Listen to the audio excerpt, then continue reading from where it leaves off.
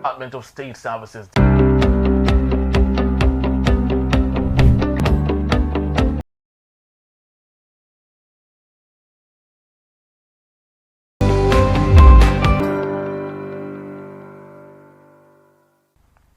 Thank you so very much for being here. If you just joined us or you're still with us, it's still Enterprise Morning, reaching you from Enterprise Television. Let's get to our main conversation for today. There was chaos at the Lagos State House of Assembly when officers of the Department of State Services (DSS) stormed the building and took over the chambers, stopping lawmakers from entering. The lawmakers, refusing to be shut out, forced their way inside. Honorable Kehinde Joseph called the invasion an attack on democracy, saying he never expected to see armed security officers inside the chamber. Honorable Adewale Temitope said this day would never be forgotten in Lagos politics, while Honorable Tobin Abiodun said lawmakers were elected by the people and should be allowed to work, not threatened with guns. He said anyone with a complaint should go to the court instead of using force. Honorable Larry Afini recalled how he and some colleagues were arrested by the DSS for no clear reason. He equally said the invasion was another step backwards for democracy. Honorable Boloha said an attack on the assembly was an attack on democracy itself. He reminded everyone that many people fought for freedom and this action disrespects the struggle. Also, Oluwa said he was still in shock, calling the DSS actions unprofessional. He said lawmakers have the right to make decisions for the people and security forces should not interfere. Despite the chaos, the lawmakers stood together, passing a vote of confidence for Speaker Mojisola Lasbat Merinda. Staff members cheered in support, but the message was clear. Democracy in Lagos was under a threat. We have to have this discussion, of course, today. We have Lexter Wilkers. He is a chartered accountant and public affairs analyst. Thank you so very much, sir, for being here. Thanks for having me. It's my pleasure. Beautiful. You equally have Innocent Aduluba right here with us in the studios. Thank you so very much. It's my pleasure to be here. All right, so I'd love to start with you, Mr. Wilkers. What's your take on what is happening in the Lagos State House of Assembly? Well, obviously, the peace and tranquility that Lagos State politics has enjoyed over the years, I'm talking about 25 years and counting, seems to have been thwarted, disrupted by recent events in the legislature of Lagos State. We know how Lagos State House of Assembly has been a very, very, what I would call tranquil house, very peaceful, because there is a structure in Lagos, and before anybody emerges, it goes through that screening processes and the leadership recruitment process, that it enjoys the support of the powers that be, and everybody is on one page for every of the speakers. In fact, I'm talking about anything you want to do in Lagos, be it commissioner or anything. There is a structure which everybody follows. Now, it's rather sad that this coming at this time when the architect of the structure, being the President Bola Ahmed Tinubu, is the president of Nigeria. Is it that he has distanced himself from the local politics and now considered Abuja politics that is now giving rise to the base to have an upheaval, because it is unheard of. It's expected that when Modashiru Obasa was impeached, it's expected that there will have been, that impeachment will have come after due consultation with all the powers that be, and it will have been done not just by the whims and caprices of the legislatures or even the governor himself, but it will have enjoyed the support of the base, which is the GSC, and of course, the nod of the President Bola Ahmed Tinubu. But a recent event is showing to the contrary, or is it that some people are flexing muscle where they don't have? Now, inviting the DSS is an organization that cannot be deployed except there is an order from the high command. Now, who does the DSS report to? It reports to the president. So for DSS to be deployed into Lagos House Assembly means that order will have come from the high command. And where is the high command, Abuja? And who does it report to? The president. So it is now beginning to be clear as to the fact that maybe Modashiru Obasa's impeachment do not have the support of every of the parties that are supposed to give the nod, especially the president, because there's no way the DSS will have been deployed without approval from the Director General, and of course with the tacit support of the president. So it is now becoming to show that all is not well in Lagos politics, and the days ahead will be very interesting but for me it's sad, because the peace and tranquility enjoyed in Lagos, especially the governance structure with respect to the executive legislative relationship, seems to be on the chopping board, and if care is not taken, there may be Lagos might have a different direction come 2027. Very well. Innocent Aduluba, Lagos might have a different dimension, just like Mr. Alexa Wilkers did say. Is the chicken coming home to roost at this point? Because no one would have ever expected, of all states, not Lagos, obviously. I think Alistair has done a very clear dissection historically of Lagos, which seemed to be the epitome, the pace setter, the template for democracy as regards how houses of assembly are run in the country. He told us that over 25 years, taking, say, from 1999. Yeah. What I see in Lagos before, and like he said, there are structures within the party where, following due consultations, tranquil has existed. When His Excellency the President, Bola Ahmed Tinubu, was governor, we could see that not all his deputies followed him to tenure, so to speak. Femi Pedro, Bokno Akerele, when it was the turn of Fashola, Ambode, and then we are here. I think it's just with Governor Sanwo-Olu that the deputy is coasting that smooth, if I should say. We've not seen that tussle anywhere near the speakership. And that's why I'm thinking, like he had told us, Alistair, that the DSS cannot be anywhere on their own. Somebody gives them a directive, a command from above. That's above we will put in quote. And that's why I think if we are claiming democracy, I like people to see what democracy is. Democracy has two legs: representation and participation. You and I participated in an electoral process to choose to elect representatives into offices.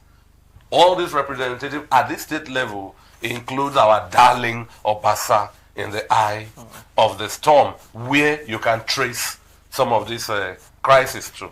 And so where I'm headed for is, with regards to representation, the House of Assembly members should be telling their representatives, those they represent, their constituents, what the situation is.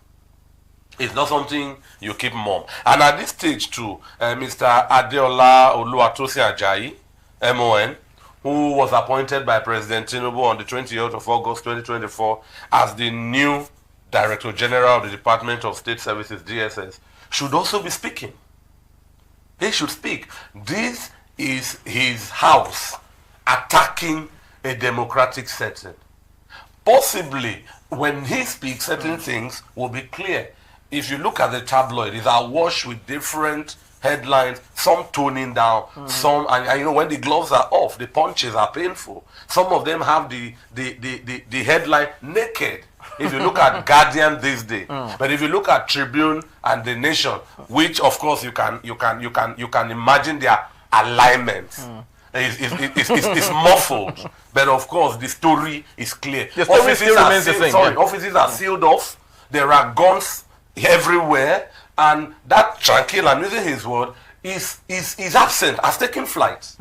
Maybe Alistair will give us a second comment on that, where I'm leaving it off at this point. All right, be beautiful. Mr. Alexa, you talked about the fact that the DSS, of course, are responsible for some of these things, and responsible that others might have, of course, scaled down from the very top. But we have a letter as sent by the DSS, and it read, "Urgent enhanced security measures for Lagos State House of Assembly premises. And what they have stated in this letter is that they were called upon by the clerk. He has a signature here, and the clerk is Mr. ATB Otun, acting clerk of the House, directed them they should come and safeguard the House of Assembly because of a possible infusion of Obasan's men to come cause chaos in the assembly. But of course, we saw the results. It wasn't like they were coming there to protect the members. They came there for something else. So that conflicting issue, do you think we should believe that? Well, in Nigeria today, there are so many things you don't have to believe. There are so many damn things you don't have to believe. And if that letter is meant to go by, it might be, I'm not saying it is, it might be a letter that is written out of Durex. If anybody should want to write to the DSS to come and maintain security, is it the Speaker? The Speaker is the head of the legislature. And the Speaker is the one that should communicate officially to other heads of agencies. If there should be a police request, it is the Speaker that should do that, not the clerk. The clerk is a civil servant. The clerk runs the bureaucracy of the assembly, while the Speaker runs the political structure and both the bureaucracy and the political of the assembly. So if there is a process, the Speaker will have to consult with the clerk, and the letter will be signed by the Speaker, not the clerk. So that letter might be a afterthought of what comes out, and it might be something out of Durex. Now that's one. The second aspect, if you are called somebody to come and maintain law and order, we know how law and order is maintained. Now you man the gates, not the chamber. That chamber is hallowed. That chamber, anything is done, that chamber is covered by immunity. You can stay in that chamber and say all kinds. The only punishment you can get from the chamber is from your colleagues. Maybe you breach any rule or any order. You can't somebody inside the chamber. You cannot stop a duly elected member from a constituency from entering that chamber except his or suspension from his colleagues based on infringement of maybe any of their rules. Only the members can discipline their members inside the chamber. So for the DSS to be deployed inside the chamber or restricting legislators from accessing the chamber is not maintaining peace. I mean, we must be clear about this. It's not maintaining peace. There is a whole lot of things going on, and unfortunately, the news that comes out from the GSC is not palatable, and that's why I am surprised. I'm wondering, and if maybe the president, His Excellency, since he's no longer a Lagos boy, since he's no longer on ground in Lagos, I'm sure this is why he didn't go for a Senate. You know, he wanted to go to Senate in 2007, and he maybe realized that if you're in Abuja, you will lose your foothold in the state. So he remained, and then he has been able to manage Lagos with the structure of Lagos. Maybe now that he's in Abuja, he's not seen the every ball in Lagos, and so some people are also trying to see how they can corner things out of him from Lagos. But he's a good strategist, he's a good team player, depending on where he belongs. President Bola Ahmed Tinubu knows how to. He's a good political gambler. He knows when to withhold his carry and when to drop them. He knows when to say, okay, fine, I concede defeat in this angle. He goes back to re-strategize. So perhaps this whole mess that's happening in Lagos Assembly, maybe he doesn't enjoy his blessing initially.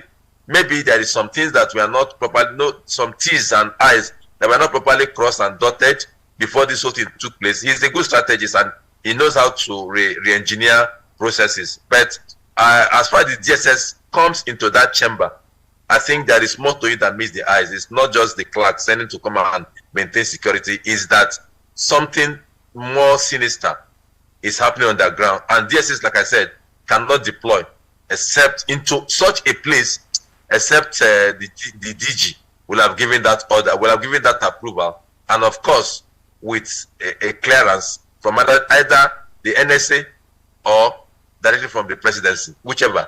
There's no way DSS can be deployed into Lagos. I mean, police maintain security, not DSS. Into Lagos State House of Assembly. There is more to it than meets the eyes. Very true. innocent, something more sinister. This is becoming more interesting, and it's bringing my mind back to the saga, the fracas that happened, of course, still happening in Rivers State, right, between the Godfather and Nyesom Wike and Seminalaye Fubara. Are we seeing a repeat of the same thing in Lagos State? And most interesting is the fact that both godfathers are residing in Abuja, holding very symbolic positions. So are we saying that, just like Alester did say, Nyesom Wike leaving River State, and it's beginning to look like his ground base is beginning to etch out, and Bola Ahmed Tinubu, of course, leaving Lagos, and it's beginning to look like everything is drying up. Are we seeing a repeat of the same scenario? Familiar strangers, familiar strangers. But they're not entirely the same. In the case of Rivers, it's a clear ego battle between two recognized personalities. Nyesom Wike has not denied he is at war with Siminalayi Fubara, and Siminalayi, the governor, has not denied that he seeks to establish that he is the constitutional, territorial, elected head of that portion, River State. In the case of Lagos, it's a constitutional process. Alistin has told us where the clerk heads the bureaucracy, and then the House functions as one of the arms of our democracy, talking about legislature at the concurrent level, talk at state-wise. I think we should look at Lagos uniquely. 13th January 2025, the date we had that coup of Obasa's ouster, the man that looked immortal, becoming weakened. You call that a coup? Why would you call that a coup? You can see, it's a quote. That's what the media reports. Okay. Obasa, I wouldn't say holiday. Big, because he was taken out through due process. No, every member that voted for him to get ousted, of course, did what they were supposed to do. Okay, so let me take back that word. I'm saying reportedly. Okay. Because Obasa was out of the country at that time, that word has been bandied. Okay. But the process was clear. Now, I think democracy is a political trinity of the executive, legislature, and the judiciary. Where there are these kind of discordant tunes, the judiciary should step in to explain processes. Of course, Obasa himself, a Speaker of the House, has filed a court injunction against his own house. And that tells you that every fortress has a soft underbelly if you know where to look. So that invincibility of the APC, of the Tinubu dynasty, of his political ingenuity, and all of it are on the fore with cracks. And like Alisa had told us, no DSS operative strolls into a state house of assembly. More so, I dare say, an apex state like Lagos to carry out a militarization of a democratic arena. And he has told us it's hallowed. You don't just go there and carry out a James Bond. We know the military is heavily hierarchical. These people are acting on orders issued right somewhere. Alistair has told us, which we all know, either from the National Security, NSC, again, who take orders from the president, Asiwaju Bola Ahmed Tinubu, the commander-in-chief of this country. So I think Lagos should put itself in order. If they can take my advice for free, they should recognize that public peace is bigger than any individual interest. Speakers come, speakers go. If this is the fate of Obasa, let it be politically played down, and the party be seen to be maintaining enviable harmony. Because we know at this stage, I would put it out here that I'm not a happy Nigerian. The PDP, after 16 years, were muzzled out by a highly orchestrated APC. I would expect the PDP to be super united, vigilant against the APC. It's opposition that keeps an incumbent party functioning well. The PDP is weakened in cracks due to the Labour Party. Is the incumbent APC going to also be weakened? Is Nigeria going to have three parties, including the ruling one, in cracks? So I would think that the APC should, Obasa is a product of a Lagos system. and is in every political party. There are structures. So people should be able to call persons to order, even if there are crises, there are cracks. It is normal worldwide. In the US, we saw the let me use the word, the wahala that trailed Donald Trump's ascendancy. He traveled through cracks. But his party, the Republican Party, were united. They kept their waters calm. So I would think in a time where President Tinubu is working very hard, you can look at the Naira, look at what the markets are saying, and how people cope with fees to feed, rent, bills. The politicians who are already comfortably paid should help us maintain some form of order, because this is news and it should not filter into the mentality of people in this kind of trying economy. Much as you feed from your tummy, this kind of news is a great disillusionment. So I would think that yes, I loved Obasanjo's style when he succeeded Honorable Ikuforiji, but let's take this as the politics of era. My time comes, my time will end. Even Honorable Miranda, I hope that's her name, yes, Miranda, who is sitting now, her time has just come. It will also end. It shouldn't end in fracas or chaos. When it ends, there should be that political machinery that can have smooth, seamless handovers and call people to. They've been great guys in Lagos who, if I want to speak here, we would thought they may have gone further. We didn't throw up any ripples. There were great guys like maybe Senator Tokumbo Afikuyomi, maybe Gani Solomon. There are big people in Lagos. I don't know what the issues with them are, but everything is looking calm. So in Lagos, as it were, a hub of over 20 million people with an economy greater than many nations, let the legislature run the state smoothly and let the DSS speak. Let the air be clear. Propaganda is normal in politics. Whatever they want to do, let there be a communication calming the waters. Beautiful. Alexa, are you still there with us? Yes, I'm here. I'm here. Beautiful. Yes. So my last question to you, just before we let you leave. Nature abhors a vacuum, and no dynasty lasts forever. Tinubu has been in charge of the Lagos state politics for as long as we can remember. Right now, of course, it's becoming very obvious that he is tilting towards the Obasa circle, right, as against the general perception of others. So do we see a clear divide? Do we see smoothing off of the Tinubu's dynasty, even if it might not look like what it is? Do we see a little bit of erosion happening with the dynasty of President Bola Ahmed Tinubu? Oh, certainly, yes, it will, because like my colleague in the studio said, nature abhors no vacuum, and your time will come, your time will go. No king rules forever.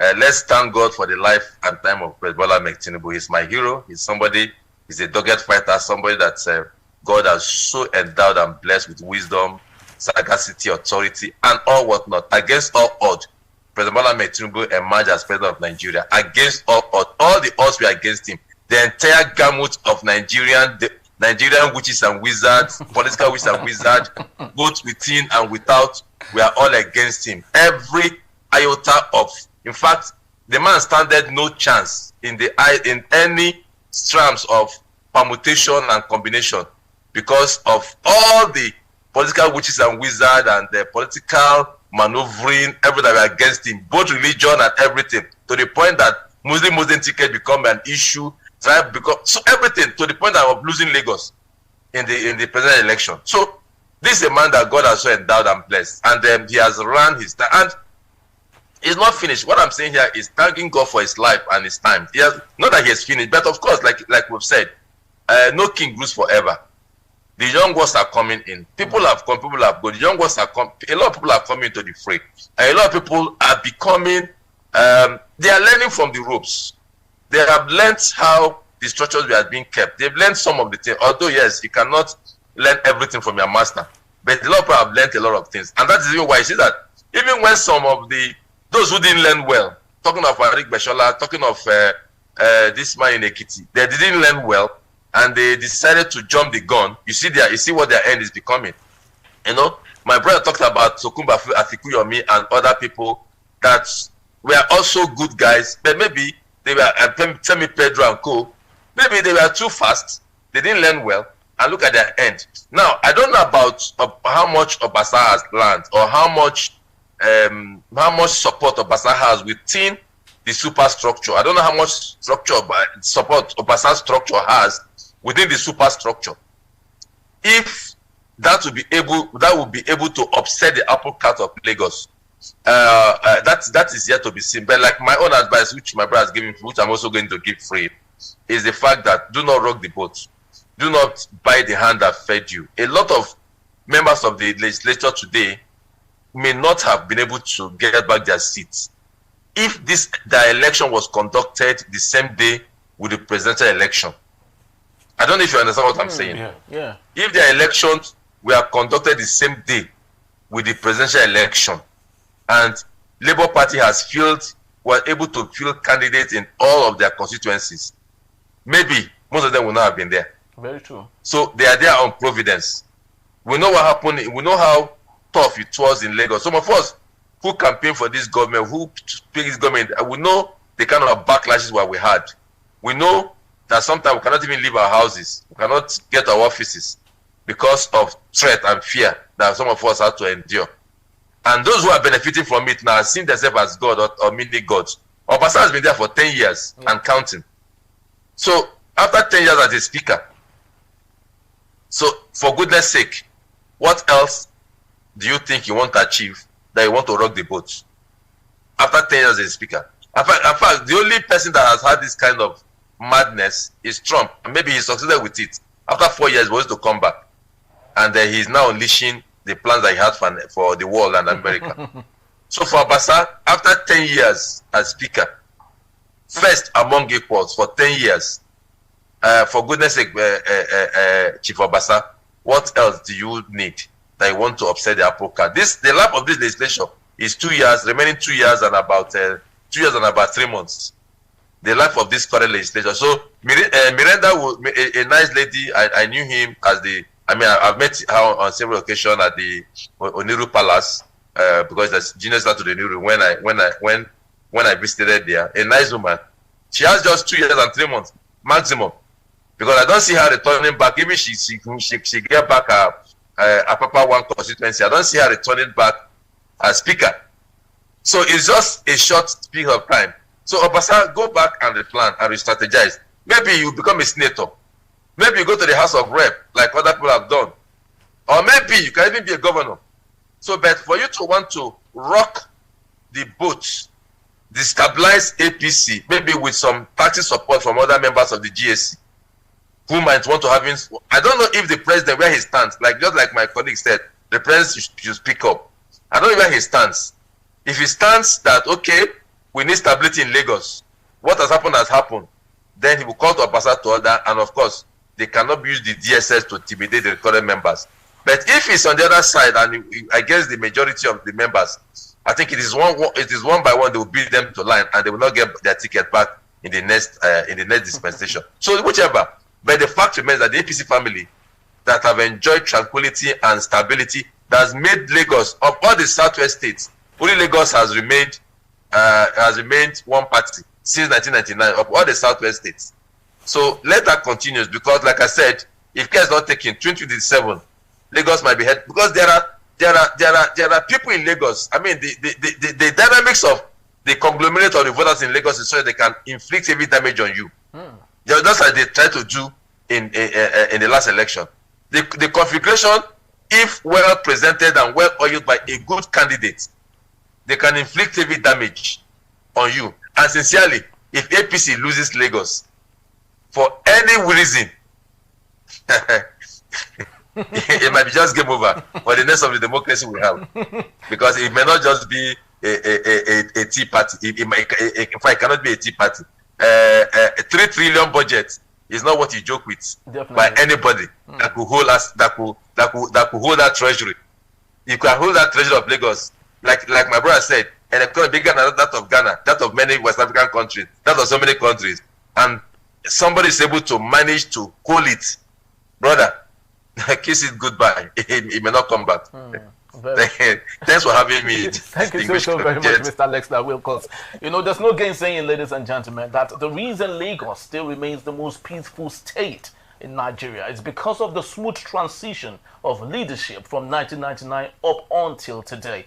And for us to continue to have that peace remain, it's very important that we stay true to ourselves, but most importantly, allow peace to reign, no matter where you belong to.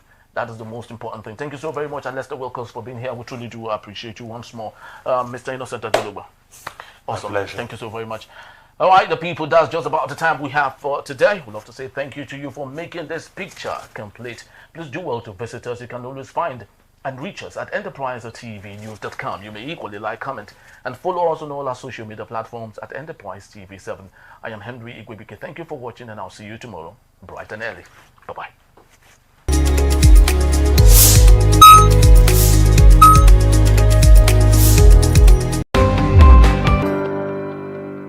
Thank you so very much for joining in. If you are still with us, this is Enterprise Morning, reaching you from Enterprise Television. Let's get to our main conversation for today. President Donald Trump signed an executive order attempting to end birthright citizenship, a right affirmed by the U.S. Constitution and Supreme Court for over 125 years. Trump directed federal agencies to stop issuing citizenship documents to children born in the U.S. to parents who are not citizens or legal residents. This order, not applied retroactively, is to be enforced within 30 days but faced immediate legal challenges from the American Civil Liberties Union and other groups. The 14th Amendment guarantees citizenship to all persons born or naturalized in the U.S. Trump's action aims to reshape immigration policy, citing national security and public health concerns. He invoked presidential powers to suspend U.S. asylum law, allowing officials to block migrants' entry and expel them, asserting an invasion at the southern border. This drastic shift in policy is expected to spark extensive legal battles and public debate. That's our say for today. Now let's have the conversation. Doing that with me, I am honored to have Mr. Kenneth Ikenwa. He is an educator and also a public affairs analyst. Good morning to you, Kenneth, and thank you so very much for your time. We truly do appreciate you. Good morning, ETV. Good morning, Harry. Happy New Year. Happy New Year to you. My greatest pleasure to join you this morning. Thank you so very much for your time. Now let's get into the matter today. But I would love to start by asking you your take, because of course every citizen of the world, they all have different perspectives to what's going on in the United States, especially as against Kamala Harris and Donald Trump. I would love to have your take on that. What do you think of Donald Trump making it once more as the 47th President of the United States of America? Well, I would want to congratulate President Donald J. Trump on his second ascent to the American throne. Unfortunately, that throne and that time frame will last for just 4 years. And I hope that he can make the best use of that 4 years to actually change the growing narrative about his intentions and about the possibility that he may be too mercantilist, he may be too protectionist about the United States economy. And we cannot for now say whether these decisions and these policies that are coming. I think he signed almost 150, over 78 executive orders on his first day in office, first night in office. We can't say for sure whether these policies are going to move the American economy forward and the impact that it will definitely have on the general global economy. You know, when America sneezes, to a great extent, the global economy sneezes. So Americans have voted. American democracy is not the oldest. It is not the biggest. I think the Indian democracy by size is the biggest. But it is the most structured. It is the most organized. It is it has a fantastic architecture that actually gives voice, to the popular mandate of the people. And even when there is no popular mandate, there's an electoral college that favors the popular will of the people versus the popular mandate of the people. But this time around, he won even in the 7 swing states. He had the popular vote, he had the electoral college votes. And I believe that Americans voted for a change that they best understand. It is now left for us, or for those of us that are on the outside, to begin to analyze these issues, analyze these new narratives, and see how they impact our economies. Those of us that are peripheral economies, those of us that are semi-peripheral economies, we now need to start putting our hands on deck and start thinking outside the box, because this man is coming with an axe, he's coming with a broom, he's going to do a lot of house cleaning, all supposedly in the interest of making America great again. Yes. The question, who will make Nigeria great again? Yes, in the interest of America. But have you been a fan of Donald Trump? All right. The first encounter I had with Donald Trump was through a book. And coincidentally, I think I'm wearing one of the kind of ties he likes to wear. So I hope that is not the reason why you're asking that question. This is just the time to match the shirt I'm wearing today. So it's a coincidence, actually. On my way out. In fact, when I saw myself on the street, I said, wow, I'm dressed like Donald Trump, but I'm not wearing a black suit like Donald Trump, at least not yet. Well, my first encounter with Donald Trump, I think was in 2012. I had heard a lot about this guy. I heard a lot about a program called The Apprentice, I think, if I'm not mistaken. Yeah, it is. And I heard a lot about this popular cliche, you are fired. So when I went to a book fair, I saw a book on Donald Trump, The Art of the Deal, and I bought it. I read it back to back, and I felt it was quite interesting. Little did I know that I was reading a book that will one day become, lay the foundation for a biopic of the 45th and the 47th American president. But let me be honest. In his first coming, I was a strong supporter of Donald Trump. And I think that I would relate that to my spiritual biases. I'll relate that to my religious biases, even though I don't like to claim to be a religious fellow. I tend more to spirituality than religiosity. But when I saw some of the things he did and some of the inhumane actions I think that were perpetrated, especially against people of color, black, brown people, I began to retrospect and began to revisit my admiration for the individual. But yes, I mean, I watched the inaugural speech. I watched inauguration from the beginning almost to the end. And a couple of policies I think are good. Some things that we as Nigeria can learn from. But overall, I am not going to clap for Donald Trump now. If I would, I would just be clapping with just one hand. But I must be honest, over a few things that he made proclamations on the 20th, 2 days ago, right in my living room, I did clap. So am I a fan of Donald Trump? Not exactly. Okay. But do I think he has the kind of nationalistic mindset, strategic frame of mind or strategic frame to take a country forward? I would wish that we had a Donald Trump in Nigeria. In that regard, I probably would say yes. All right, while we desire and wish for a personified Donald Trump in Nigeria, of course, let's talk about the issue of interest, and that is the citizenship of America. Now, this is one golden egg every single citizen of the world would desire, pray for, and pay through their nose to want to get. And right before our face in 2025, a system that's been around for 125 years is about to be cut short by Donald Trump. Speak to us on this particular matter, especially as regards Nigerians in the United States. Records have it that there are about 800,000 Nigerians living in the United States. In that number, 400,000 of them were born in America, which means they are certified citizens of America. Now, speak to us on this particular matter and your take on it. Well, that matter is quite an emotional one for me because I was invited to the United States 24 years ago. All expense paid. A job was waiting for me, and I declined that offer. Really? I'm sure you want to ask me why I declined. Yeah, please do. It's interesting to know why. I was a patriotic Nigerian. I believed so much in my country, Nigeria. I was willing to stay back as a young fellow to build Nigeria, to pursue what in my mind I had framed up to be a Nigerian dream. And so I possibly would have said by now, if I'd accepted that offer, I will be on the other side, carrying an American passport. Most definitely. Don't ask me if I have regrets, but let's come back to the subject matter. No, if we may, do you have any regrets?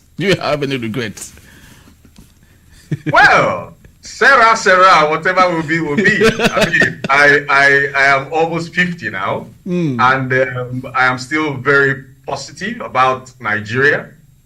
When people ask me if I want to leave, I tell them it's too late to leave. Where am I going to? We're going to dig it out here. We're going to sort our country out. You guys can go. You'll come back and meet us. But I promise you, my generation, and I will take it upon myself to see that Nigeria is fixed. So help me God. So do I regret that action? In hindsight, when you see how and what people have made of Nigeria today, the bogus governance systems, the celebration of crime and democracy, and the growing culture of deviance, delinquency everywhere, you begin to wonder, should I have taken that option? But all of us cannot go, and all of us are not destined by providence to go. Those of us that are here should make the best use of our time here, and should do that adding value in whatever sphere or ramifications of society we can and we find ourselves. So let's get back to the subject matter. The cancellation of birthright citizenship in Nigeria, a law that has been existing, a privilege that has been existing in the last 125 to 150 years. He had touted this, I think, right from his first term, that it was not right and that America was the only country, being the biggest economy in the world, being the strongest country in the world, that would allow this. I don't think that is the case. I think to an extent, Nigeria allows it. I think Mexico allows it. I think it is still obtainable in Canada. I don't know the circumstances or the legal, laws around that. But I know that if you are born in Canada, you are entitled to be a citizen. Definitely, yeah. In America, the same thing. But I heard him clearly when he signed that executive order that America is the only country that does that. That needs to be fact-checked, and I'm doing that already. That's not correct. But when policies like this are embarked, are brought to the fore, you need to ask the question, what is the reason behind this? Now, let me take you back to the most recent dastardly attack, a homegrown terror attack that took place in America. And it wasn't an attack that took place or that was perpetrated by maybe a Caucasian. It was somebody, I think, from African origin or Middle Eastern origin or thereabout, who happened to have been born in America to American immigrants. Yeah. By the way, Trump's grandfather, if I'm not mistaken, some say his father, was also an immigrant. Very well. So because very well, because the history, his ancestry, actually he's from Karlstad in Germany. His grandfather Fred Trump came into America in 1885. The mother also is an illegal immigrant who came into America in 1930. Her name is Mary Ann. So he's equally. So I don't know how those who are living in glass houses now want to start throwing stones at others or at their neighbors that are also living in glass houses. But let us speak truth and let us shed some light to the subject matter. I think to a great extent, the flexibility of the American citizenship system, especially by birth, has been grossly abused. Grossly abused and to an extent taken advantage of. So we have, especially from countries like Nigeria, a flight of hard-earned currencies to encourage what I will call bet tourism. Bet tourism. So we must take a look into the mind of this current president and search deep down and ask the question, what is he trying to prevent and what is he trying to proclaim? I think to an extent, the fact that anybody can just come into a country and not have citizenship linkage to that country and have a child there, and that child is given a passport to travel back, that bequeaths upon that child a lot of immense privileges. I missed the opportunity of being born in Britain in the 70s. And up till today, I asked my mom why. And she will tell you that Nigeria was fantastically doing well in the 70s. And there was no need for her to have her 6 children there. So we bring that back again to the argument. Who benefits from birth tourism? Does America benefit? And if America benefits, what are the other problems that are associated with this? But will going all the way to ban this be the solutions to the problem? Does this solve the problem of growing terrorists on ground? Does this solve the problem of reducing birth tourism to the United States? And the United States of America should also have a rethink, because a lot of these American citizens that were born there have contributed and continue to contribute immensely to the growth of the American economy. So I want to believe, like I heard on one of the news media, international news media yesterday, an American platform, that even from his party, not less than 1/3 of the senators from his party are already resisting that move.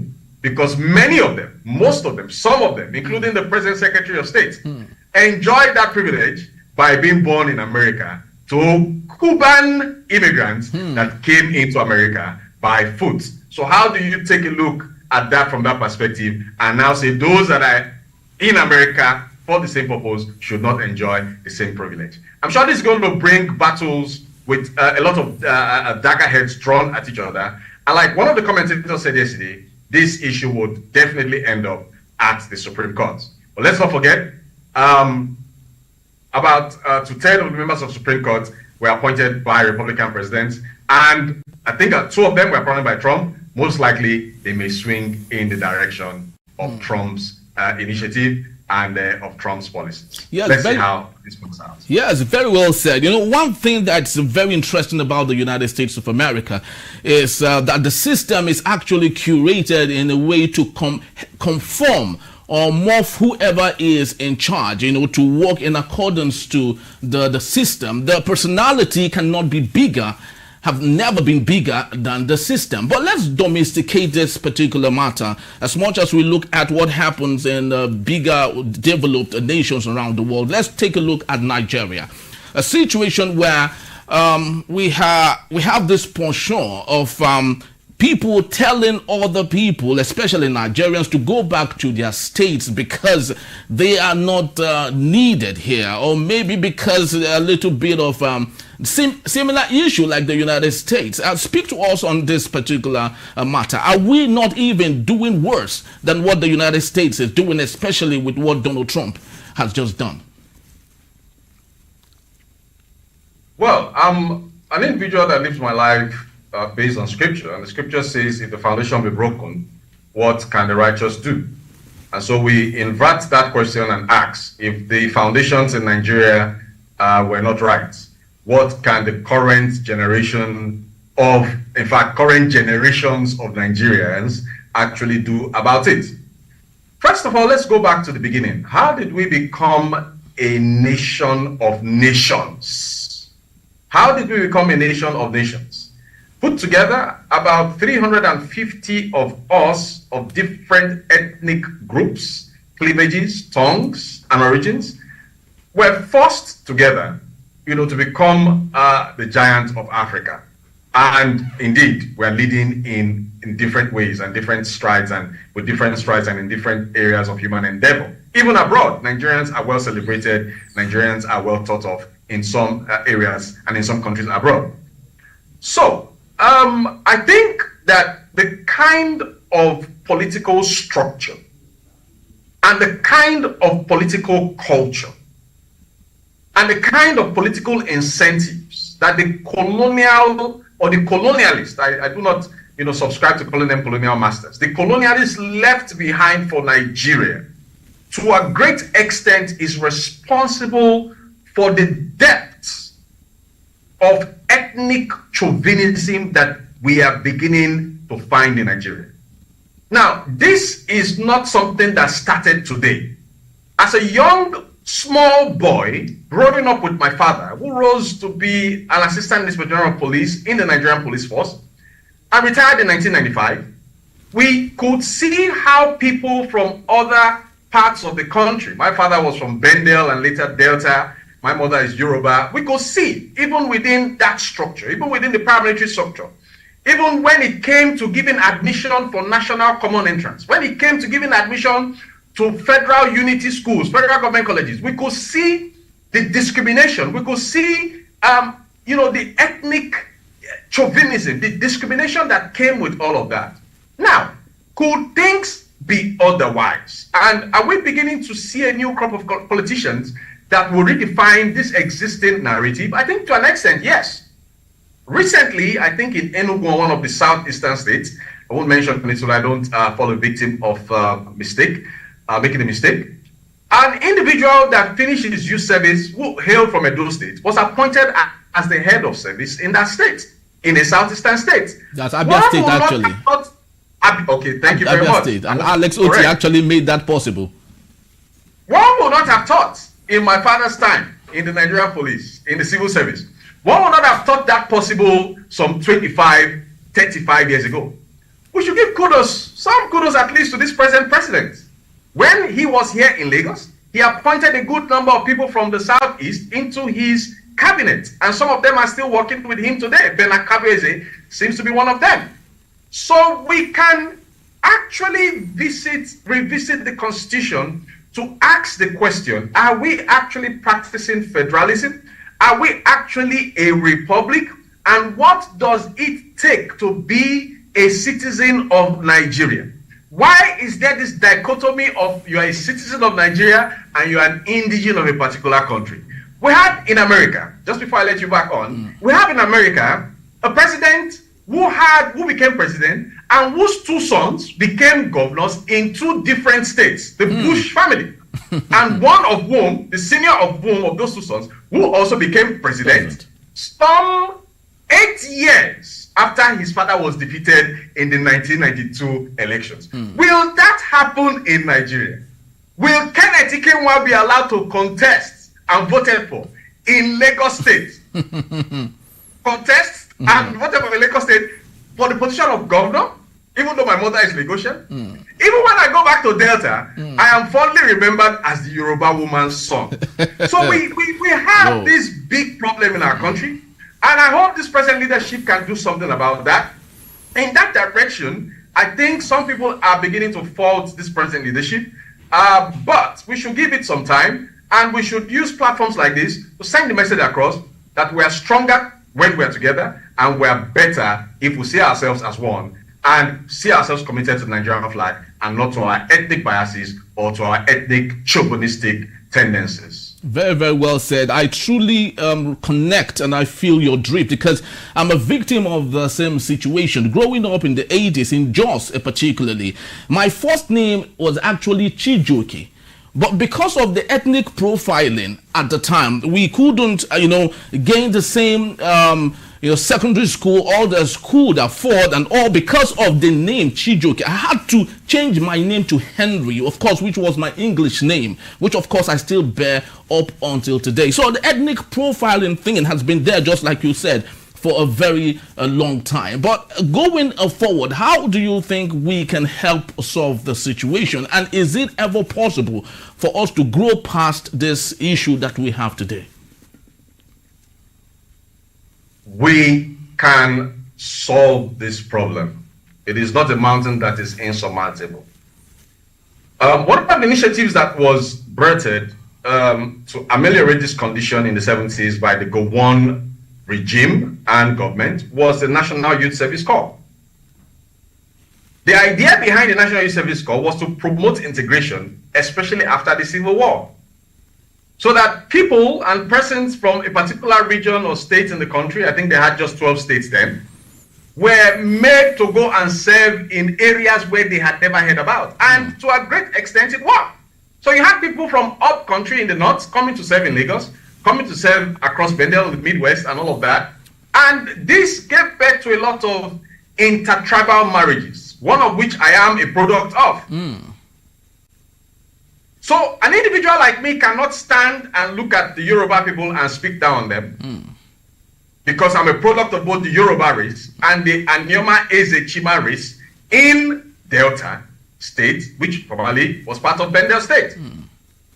So we must, from the top, we must from Asurok, we must down to our ward councils, we must look at the educational curriculum and revisit it and make it a mandate, make it a policy that we should have integration of tribes, integration of ethnicity.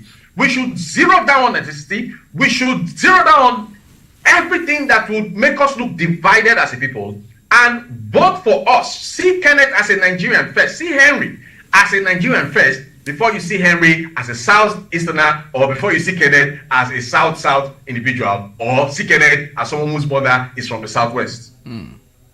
This, amongst many things, is one of the problems of Nigeria. And I begin to suspect that it was plagued upon us and put upon us, foisted upon us, by the kind of structure that was bequeathed to us in 1960, which did not particularly define a roadmap for us to be fused together as a people of 350 different ethnic cleavages and leanings. So if you ask me, is it possible? It is possible. The body language of the leaders, from the federal to the state to the local government, even to the nursery school, just like what you said, because of your name. And now you're beginning to make me build a theory around why my father named all of us with English names. Maybe he didn't want us to suffer what you actually suffered when you were just growing up as a young man. Because people have asked me, so you don't go by your Igbo name or by your Yoruba name? I said, no, our first names are all English names, all of us. So we must change that narrative. We must begin to make people understand, even from the primary school. I remember when we were in primary school, I remember how serious, moral instruction serious, civic studies serious. And these things, when we played football in primary school, when we went for break in primary school, we never had the mentality that this one is Hausa, this one is Igbo. We all grew up as a family, and some of us, some 40 years after, are still friends, are still together today. So I think the starting point is the educational curriculum. And I think the political culture must change, the political narrative must change. And I think we should have punitive measures for people from different walks of life that will stalk into our faces ethnic rivalry, ethnic conflict, and ethnic chauvinism. There must be a law, there must be laws to punish people, even clerics. During the last election, I was in a church seated where a cleric was visibly saying people should not vote for a particular party because somebody from another tribe, which was not in the Southwest, was spearheading that party.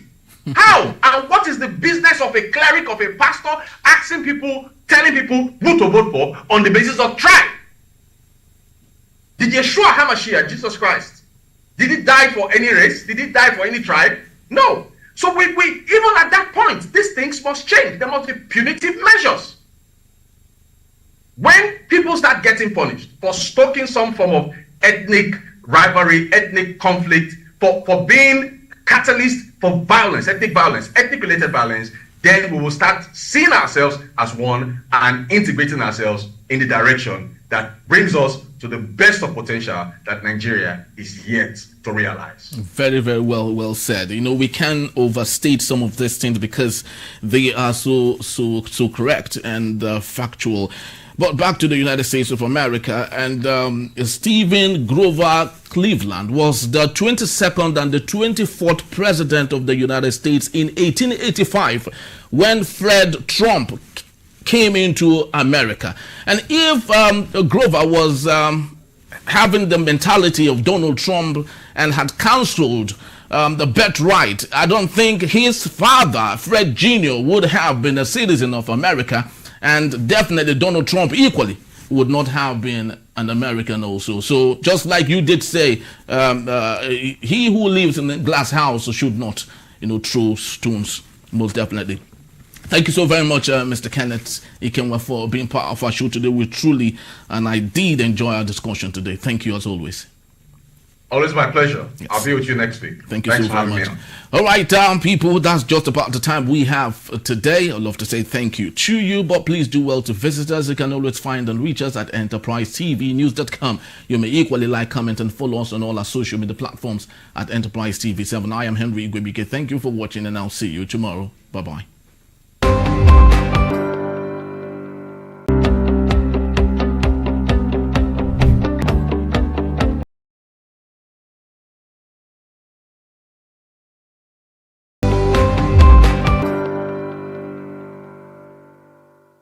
around the world and across Nigeria. If you just joined us or you're still with us, it's still Enterprise Weekend, reaching you from Enterprise Television. Let's get to our conversation in a bit. Russian President Vladimir Putin expressed readiness for talks with former U.S. President Donald Trump on Ukraine, praising Trump as, quote, a smart leader who might have prevented the 2022 conflict. Despite Trump's willingness for immediate talks, Kyiv warned against being excluded from any negotiations with Ukrainian officials, Andriy Yermak rejecting discussions about Ukraine's without its involvement. Putin echoed Trump's unfounded claim that the 2020 U.S. presidential election was stolen, suggesting Trump's leadership might have avoided the crisis. Trump, who took office recently, criticized the conflict as ridiculous and threatened tougher economic sanctions on Russia if it failed to end hostilities. He also suggested that lower oil prices, driven by OPEC cuts, could end the war, a claim Putin dismissed. The nearly 3 years conflict has deeply strained U.S.-Russia relations. Hostilities continued as Russia aerial attacks killed 3 near Kyiv, and Ukraine launched drone strikes on Russian regions targeting infrastructures. Kyiv emphasized that any future negotiation must include Ukraine. That is our say. Now let's have our conversation. Still with me today, right here, is Mr. Innocent Omodu. He is a public affairs analyst, like I did state when we started. Thank you so very much, sir, for hanging on. And let's talk about this issue. The reason is because the world is a global village now. So what happens in one region has a way of affecting another. Remember, most of the wheat that we use to make bread in Nigeria, most is from Ukraine. So when Ukraine is at war, it gets to affect us here. But let's take a look at the Donald Trump President Vladimir Putin issue. Do you think Donald Trump would, like magic wand, totally stop the war between Russia and Ukraine? I don't think it's entirely true, that suggestion.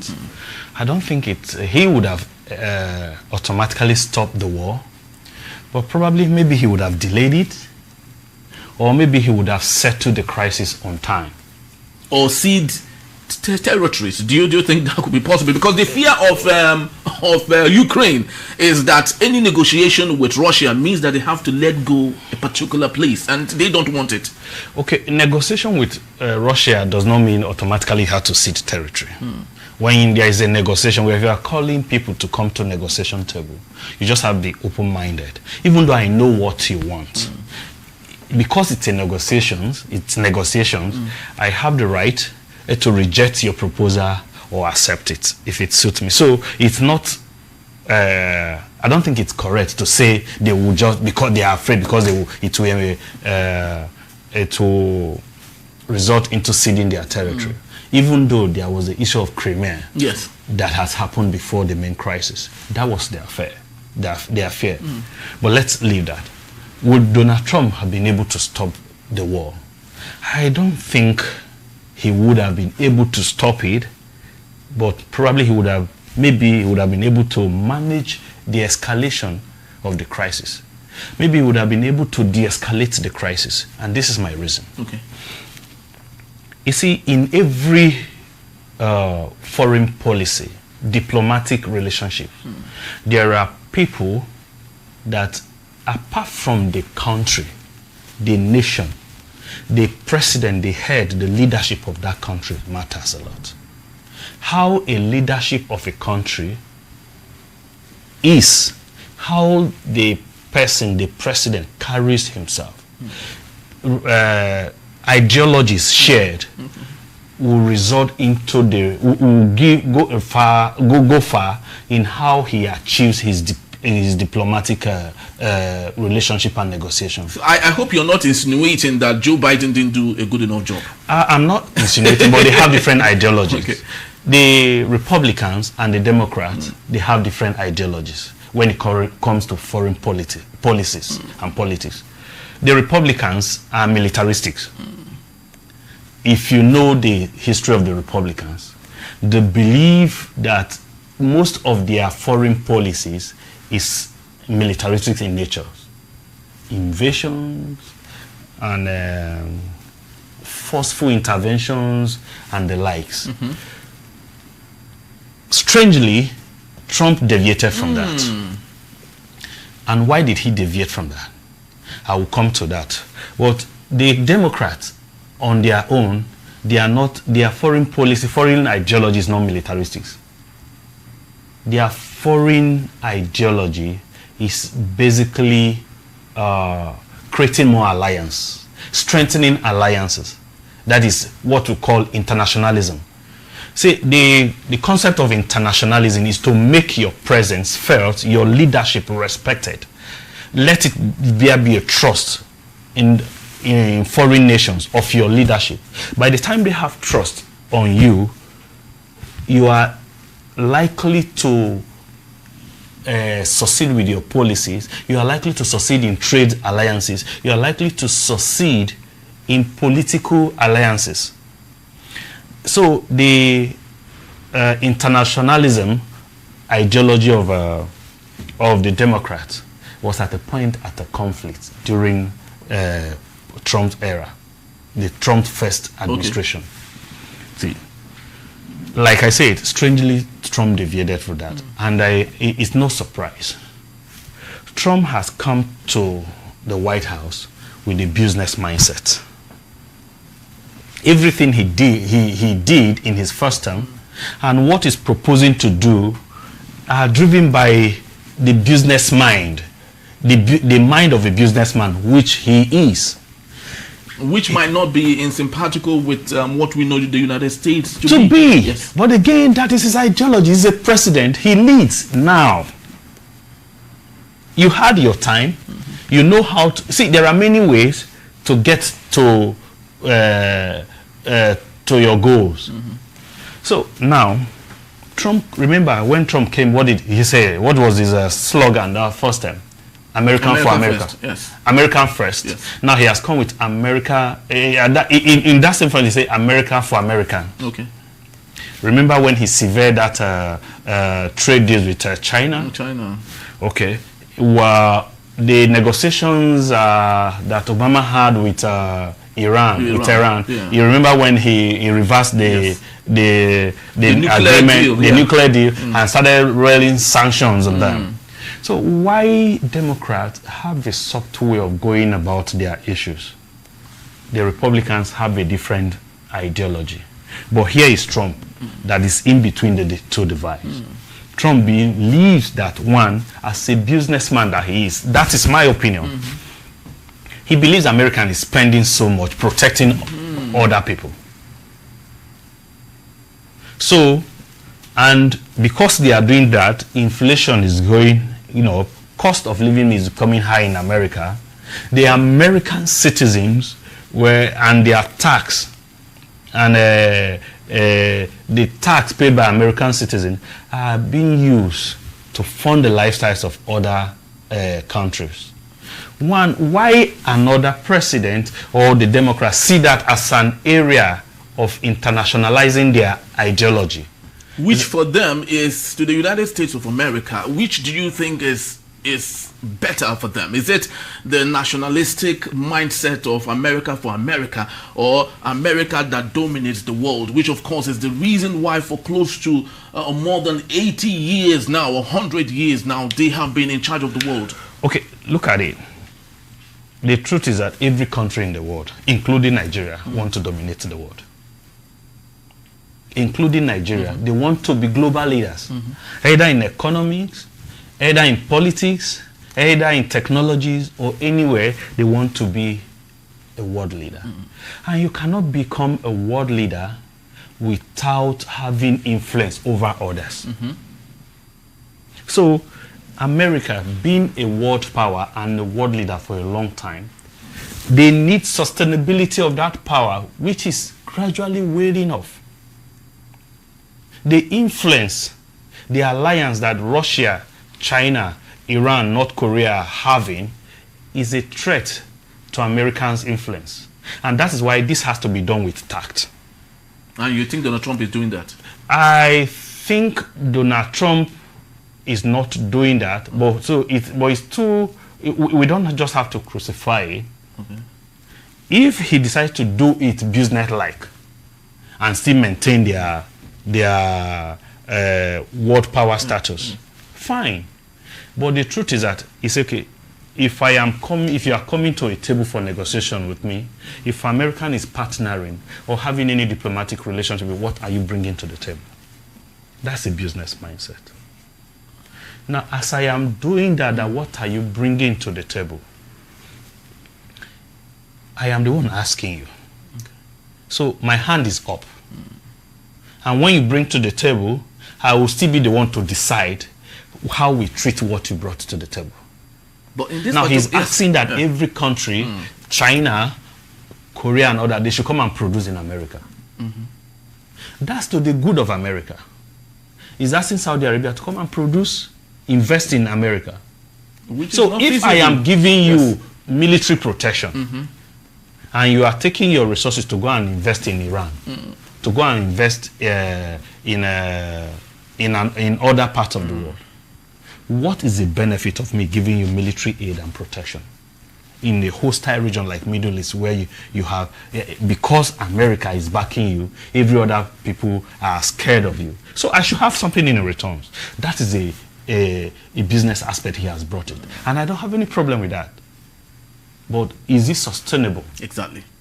Will these people continue to do the transactional transactional foreign relationship, or they will try to do a foreign relationship that is that respects just your ideology, what you want to achieve? Let's not forget where we started from. If Trump was going to be able to stop the war, Trump share a little level, or the sheer respect. There is this mutual respect between Putin and Trump. Okay. And why do you think Trump earned that respect before Putin? Because Trump refused to come in, the limited support he gave to Ukraine, which under Trump, Crimea was taken like somebody picking a bread from a table, without confrontation from America, without intervention from America, and it took Kiev unaware, and they successfully took Crimea. Which is not good, because what NATO is trying to avoid is to have a repeat of the World War II, where Germany totally took the whole of Europe, even was just at the verge of even taking Russia away, if not that the war just ended. So a situation where Donald Trump is pulling away from NATO technically, pulling away from World Health Organization technically, and asking that the world should come and invest in their country and everybody should protect themselves. Don't you think that is equally arming and giving Russia the opportunity to hold sway and possibly be the Germany that everybody has always avoided? That is what liberals saw. That is what liberals are saying, that trying to be laissez-faire, trying to be on the fence, is you are arming those people, and they continue to grow and expand their reach, which is at the detriment of America when it comes to international politics.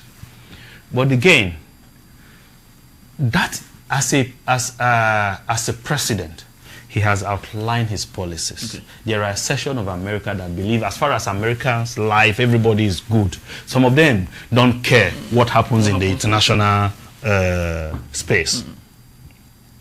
But again, many people fail to remember that the reason why they respect you as an American today, when you pass through that with your blue passport, you can travel 105 when you pass through that free. checkpoint at airport, at port, the reason why they respect you is because of your international presence and the international policies which you have used to help over others. The years, exactly. It's not just about the government; it's about you. America has helped so and so. Very true. That is it. So when you look at that, you now see, okay, take NATO for instance. See, Trump cannot pull out from NATO. From NATO. He cannot. He can pull out from other areas, but he cannot pull out from NATO. NATO is a child of America. Yeah, but he's pulling out the funds. He's asking, most recently, he said every other member country should do 5% of their GDP. That he While cannot, he equally has reduced the number of amount he has a right to reduce what into they NATO. contribute. Yeah. He has a right to reduce what they put, but they cannot pull out. The reason why he might want to reduce is that assuming we are in this studio, 20 of us, and we have claims to this desk. And to maintain this desk, only me is contributing maybe 50%. The other 19 people shared the remaining 50%. However, the other 19 people are the one benefiting more from this table. And you're benefiting dominance. See, that dominance. For contributing more. Yeah. So that dominance is for your interest as well. In international policy, that dominance that America has is for the interest of its allies and itself. Okay. So if America is not dominating that international space, for instance, what do you think will be the faith of their allies that are sharing boundaries or having hostilities with other American or other foes of America? What do you think will happen to people in the Middle East that are allies to America? They would have been wiped out. Very well. Very well. So these are the issues. You have to give one side and take another side. So doing your foreign policy is largely dependent on what you are driving at the end. America for America, if you think that America for America or America first is by you pulling off from where Americans have presence, then in the long run there is going to be a lot of damage to Americans' integrity, Americans' presence, not American sovereignty, because America will still exist, but it's going to do a lot of damage to Americans' power and influence abroad. You made mention of trying to prevent World War III. Let me just digress a little. You cannot prevent the World War III, you can only delay it. World War III will happen sometime. It must. It must happen sometime. We just hope it wouldn't happen anytime soon, though. As far as there are conflict of interest in the international politics, as far as countries are trying to stockpile arms for whatever they know, is a sign that World War III is going to happen. It might not be arms to arms, it might be nuclear, it might be technology, it might be Cold War, it might be cyber war. But somehow, World War III will happen. And they are preparing for it already. We can say this over and over again. It's actually very interesting when you talk about world politics and how our politicians around the world do what they do best. But as much as we love to, talk about some of these things and buttress of them, it's very important that sovereignty, should be given to countries. Ukraine has suffered so much, and I would love to believe it's time they need to allow them to rebuild again. But the question is, would they rebuild when Crimea, of course, has been taken away? Donetsk is about to be taken away. I just hope that Donald Trump will not even make it easier for Donetsk to go. And who knows, Kyiv might be the next. Who knows? But the most important thing is let there be peace around the world. That is the most important thing. And that's the size of our package today. I'd love to say thank you to everyone. Thank you so very much, Mr. Innocent. Thank you, Mr. I just want to believe that you'll be around next time, because I really did enjoy our discussion today. Thank you so much. It's a pleasure being here. Thank you so very much. All right, people, that's just about the time we have. We'd love to say thank you so very much once more. But please do well to visit us. You can always find and reach us at enterprisetvnews.com. You may equally like, comment, and follow us on all our social media platforms at Enterprise TV7. I am Henry Igwebike. Thank you for watching, and I'll see you soon. Bye-bye.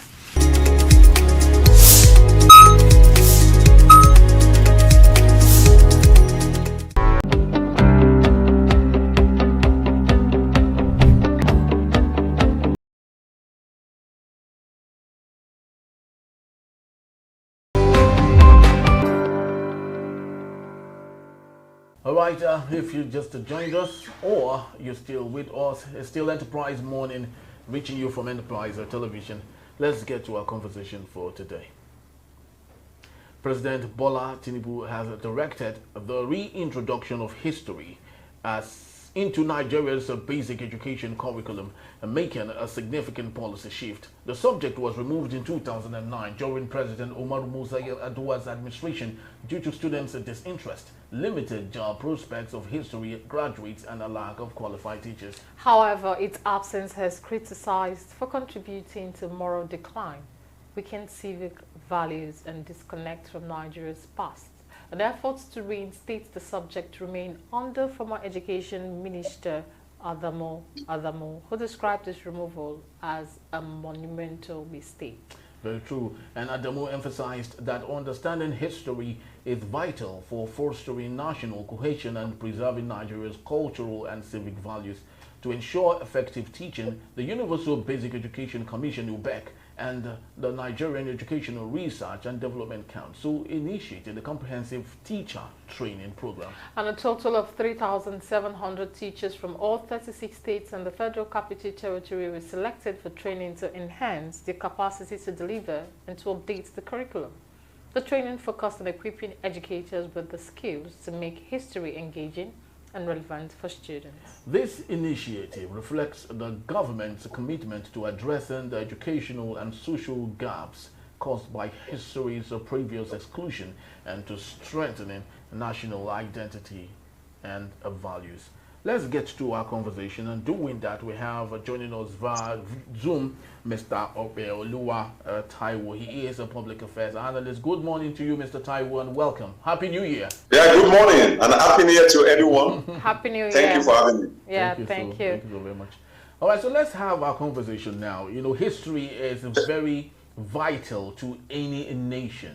So many times we see Caucasians, people from the West, coming into Nigeria to learn how to speak Yoruba. Others come to learn Hausa, Igbo, Efik, and so on and so forth, because history is so very important to them. Unfortunately, Nigeria at some point removed it, but it has been reintroduced by Bola Ahmed Tinubu. Speak to us on this, please.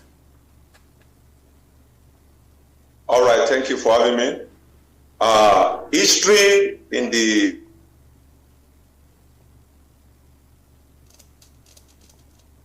culture, with our heritage. History has to do with our tradition. History has to do with what makes us a nation. History has to do with our indigenous values. A nation without history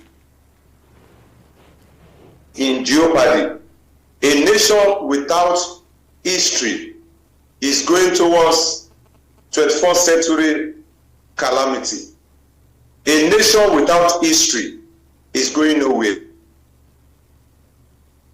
It's been said, when you don't know where you are coming from, it's possible that you might not know where you are going. So history is pivotal to direction in the 21st century. So what does it mean to us? This means to us that President Bola Ahmed Tinubu is not doing something new. He's not doing something spectacular. What he has been able to with this directive is to go back into the drawing board. That's what he has just done. He has been able to direct the educational sector to go back to the drawing board, even though the drawing board has been forgotten years in the past decades. So what do we have today? We are having youths without history. We are having youths, we are having children without historical background of their culture, of their heritage. Children who do not understand the historical background of what it takes to move from being a child into puberty. We are having youths who do not understand heritage.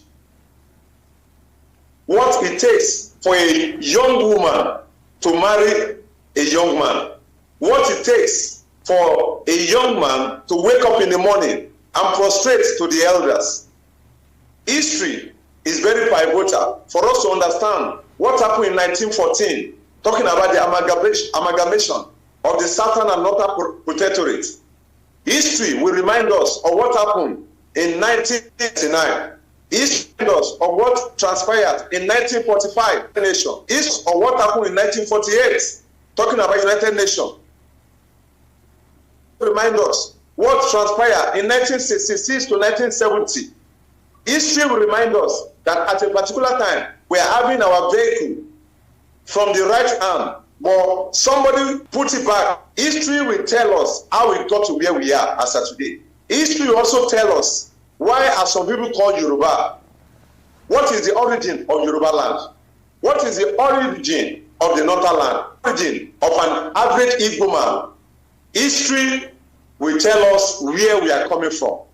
It is at that point we can know where we are going. So, Mr. President, like I said earlier on, has not done anything. Almost done what we call putting the right people to be on the drawing board. So, coming to that drawing board now will give us a new directive for the future. Thank you. Now let's look at one of the major striking reasons why history was abolished few years back. And one of the reasons is because the students were not interested, which was one reason. And secondly, there were no jobs for those who actually studied history.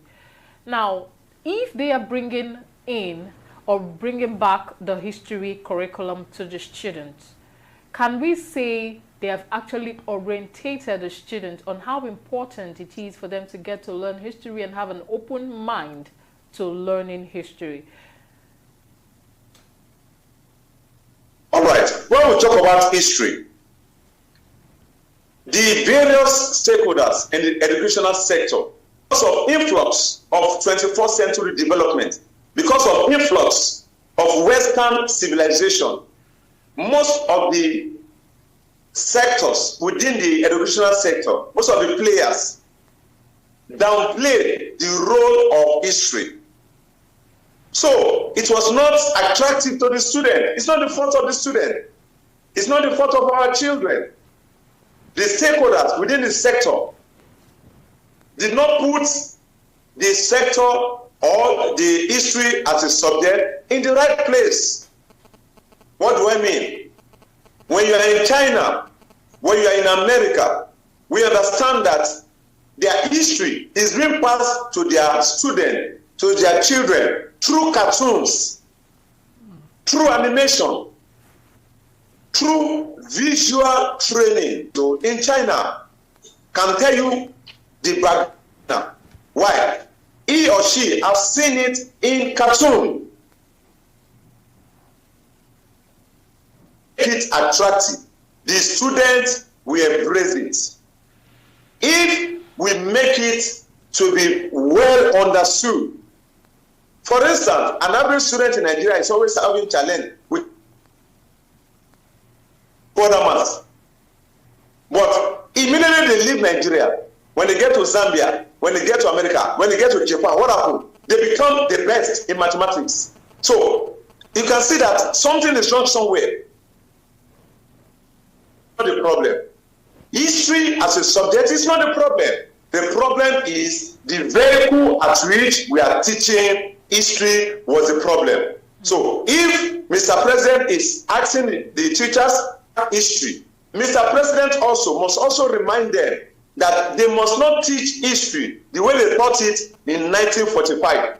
It must come with a new paradigm shift, 21st century approach. That is when it will become imperative and attractive and useful for an average student in the Nigerian institutions. Thank you so very much. I think it's very important that we, of course, make this known, because when we talk about history, Nigerians want to bequeath that to our youths in the country. And some of these youths we're talking about are those that will be graduating from different institutions and, of course, serving the country via the National Youth Service Corps, NYSC. Unfortunately, today, what we have, rather than have Nigerians crisscross different parts of the country so they can learn about other parts of the country, understand their language, their religion, their culture, and so on and so forth. What we have today are youth corps members who bribe their way to serve where they are most comfortable, and therefore having a deficit in understanding of history of other places and how they can, go about that. So how do we think we can stop this, especially knowing that the history we're talking about, we intend to bequeath that to these same youths that wouldn't want to serve where they are not interested in? Cultural background. We talk about what? Infusion of our heritage into an average youth. But along the line, because of personal gains, the civil servants, the public servant decided to begin to lure the youths. Now, in the terms of bribing, for you to have corruption, it takes two to tango. There must be a receiver. So the fault, I will say, the fault is not coming from the youths. If I decide to bribe a civil servant, if he or she decide to reject it, corruption will not take place. So it's not the youths. Well, we're having and I was excited to learn the culture of an average Hausa man, of an average Fulani man. I was excited to relate with them. I spent good 1 year with them, learning their language, learning their culture. Now, I have one of my best friends from the northern part of Nigeria. We relate every day. That is why, as of today, as a Yoruba man, I'm not afraid to travel to any part of Nigeria, including the north, because I have friends that cut across the entire nation just because I was able to serve my fatherland in the northern part of Nigeria. I was not willing to bribe anybody, not because I did not have the money, but because I'm patient. Culture, history is major part of education. So if you don't travel from your state to another state, how will you understand Nigeria? And that is why you can see that a lot of youth in Nigeria, they are tech savvy. Okay, I think we just lost Oluwa Taiwo, and we'll see how that goes though. We hope that he comes back. But just before he does, do that, we're speaking about, this tendency. All right. So an average youth is tech savvy in Nigeria. All right. An average youth is brilliant in Nigeria. But an average youth in Nigeria is not culturally exposed. So, and it's a major challenge. So that is why an average youth today from the eastern part of Nigeria is afraid of his brothers who are from the northern part of Nigeria because they do not understand their culture. They do not understand their history. They do not understand that they don't understand what happened between Nandi and Stipe, what happened between Awolowo, what happened between the Emir of Sokoto, how they all came to be to form Nigeria. They do not understand that only an Igbo man cannot form Nigeria. All the major ethnic groups, they all came together and they agreed that they want to come together as one, as a nation.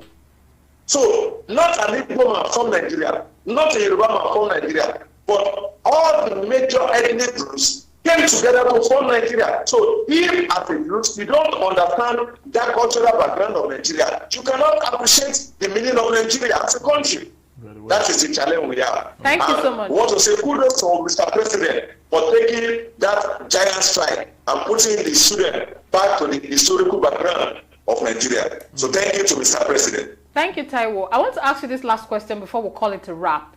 Now, if we are saying kudos to Mr. President, I want to actually quote what the Minister of Education said. He said, the absence of history has led to the fall in moral values, erosion of civic values, and a disconnect from the past.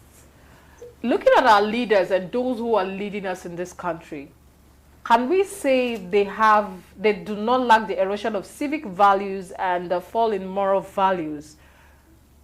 At this point, I want to ask too, should only the students be educated on history, or our leaders too and the adults should be involved? That's a fantastic question. And I want to take it from this angle. Because of what, now one thing we must understand, for every policy of the government, there are negativity and the positivity outlook. For every new law or every new policy statement from the presidency, there are a lot of adverse effects.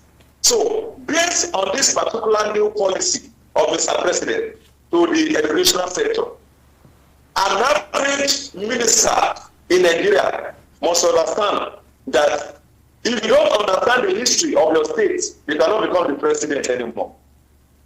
An average governor, an average commissioner must understand that if you do not understand the heritage of the local government, you cannot become commissioner anymore. So we are not pushing it only to the student. For instance, we understood in Nigeria, especially from the Yoruba part of Nigeria, that in every community, once you are labeled to be an armed robber or to be a thief, you cannot become a king in that community. You cannot become something special in that community. You cannot become a role model. Just like we have in Nigeria now, that a Yahoo boy, a miscreant, because he has $2 million in the account, will become a role model. Because of history that's going to start from now, there will be no more to that anymore. So if your cultural background, your historical background is having some shady background, then something will be wrong. That means you can't represent us again in Asura. So the senators must also take note that henceforth we will not vote you anymore as a senator if there is any shady deal in your cultural background, either from your family or from your extended family. That is where it's going to. So this will checkmate every one of us to understand that together everyone accomplishment must be determined by the integrity of your social background and your cultural background. So if there's no integrity in your cultural background, don't come out to become governor or to become president going forward. That is where we're going. And that is one of the advantages of history. So history is for the leaders, it's also for the students, and also for the youths. Thank you so much. Thank you so very much. Oluwa Taiwo, we truly do appreciate your time today. Thank you. Thank you so much for having me. God bless Nigeria. God bless Nigeria. And have yourself a wonderful 2025. Thank you so much. Thank you. Happy New Year once again. Yeah, Happy New thank Year. you. All right, Choma, your last question was very symbolic, because we talk about teaching this to our youth, while we forgot, of course, to teach to those who are asking that they should be taught even in the first place. Because remember, of course, it's still historical. I think this should be documented in the history of Nigeria, that we have leaders whom we still can't really say who they are, what their names are, where they're coming from, where they've been before, the schools they've all gone through. Everything is having lots of issues. So if really the history thing that we are talking about should be, embedded into the minds, someone said the gray matters into the brains of people, it should start from our leaders. And not just talking about this, also in the African sphere too. The reason why we have issues of xenophobia in South Africa is because South Africans have forgotten, they've not told them the impact Nigeria played in ensuring that the apartheid was actually removed from their country, and so on and so forth. So I think history is so very important. As we congratulate President Bola Tinubu for allowing this come, I just hope that yet another sees the light leader, of day, actually. Yet another leader will not come and remove it again. Very true. All right, so that's just about the time we have today. I want to believe you enjoyed it just like we equally did right here. Please do well to visit us. You can always find and reach us at enterprisetvnews.com. You may like, comment, and follow us at Enterprise TV7. I am Henry Igwebike. And I'm Choma Okoye. We'll see you tomorrow. Thank you for watching, and bye-bye. Bye-bye.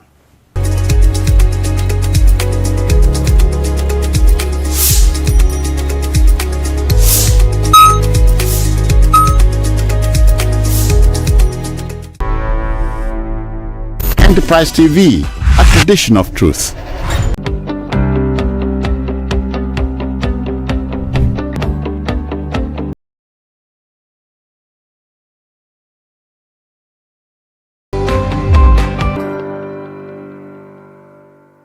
And if you're just joining us, it's still Enterprise Friday here on Enterprise Television. Now to our main conversation. Gbadebo Road Survivor, GRV, the 2023 gubernatorial candidate of the Labour Party LP in Lagos State, has called for a coalition of opposition parties to challenge the ruling All Progressive Congress APC in the state. And speaking on Channels Television Politics today, GRV confirmed his intention to contest the 2027 Lagos governorship race, emphasizing the importance of unity among opposition parties. He argued that separate campaigns would only weaken their chances against the entrenched APC, which he described as executing a full state capture. And GRV highlighted the need for a strong, unified platform, stating that his current focus is on strengthening the Labour Party. Reflecting on his 2023 campaign where he lost to incumbent Governor Babajide Sanwo-Olu of the APC, GRV expressed a determination to continue advocating for political change in Lagos. He believes collaboration among opposition groups is essential to achieving meaningful progress in the state's governance. Very true. Let's have a conversation today. And doing that, we have joining us virtually Dr. Victor Ohai. Good morning, Doctor, and welcome to Enterprise Morning. Good morning, Doctor. Good morning. Thank you so very much. Glad to be with you. Thank you so very much, sir. Doctor, looking at Gbadebo Road Survivors' quests to bring about political change in Lagos, a lot of Nigerians are asking, what is it to change in Lagos, looking at the development and Lagos State being a portfolio, or should I say a picture for other states to learn when it comes to development and implementing policies across Nigeria? Okay, first of all, I think Lagos has an unfair advantage over other states because it was a capital, and the collective commonwealth of Nigerians was used to bring Lagos to where it is. It's like a 100 meters race where Lagos starts at about 70 meters to the finish, and others are just starting at 0 point. So sometimes when people talk about the development in Lagos, it makes it seem as if there is, we have a proverb. We say, monkey smart, monkey smart. Who's right? I've got tree, they near tree. I will explain. You see monkey, you say, this monkey is very smart, because the trees are close to each other.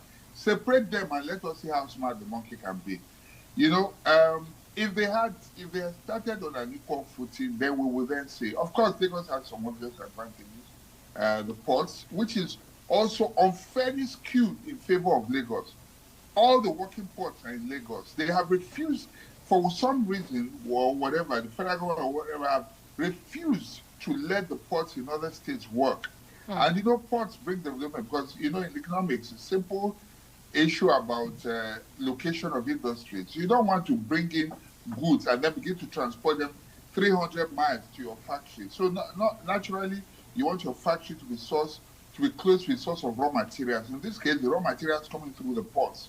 So there's such a huge advantage, that Lagos has, an unfair advantage, as a matter of fact, over other states.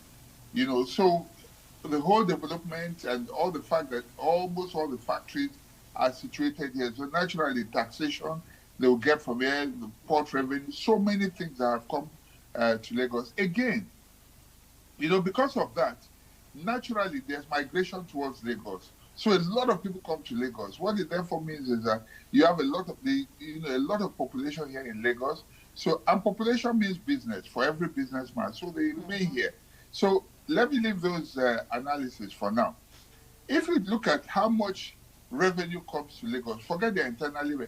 So the consequence of the number of people here also reflects on the internally generated revenue, And then, so if you look at that, then you want to also look at the fact that, even the revenue that is, the federation revenue that is shared, granted, there are states like Rivers and Delta that also get a huge part of what comes in. But Lagos also gets, a huge part as well in terms of derivation because of its population.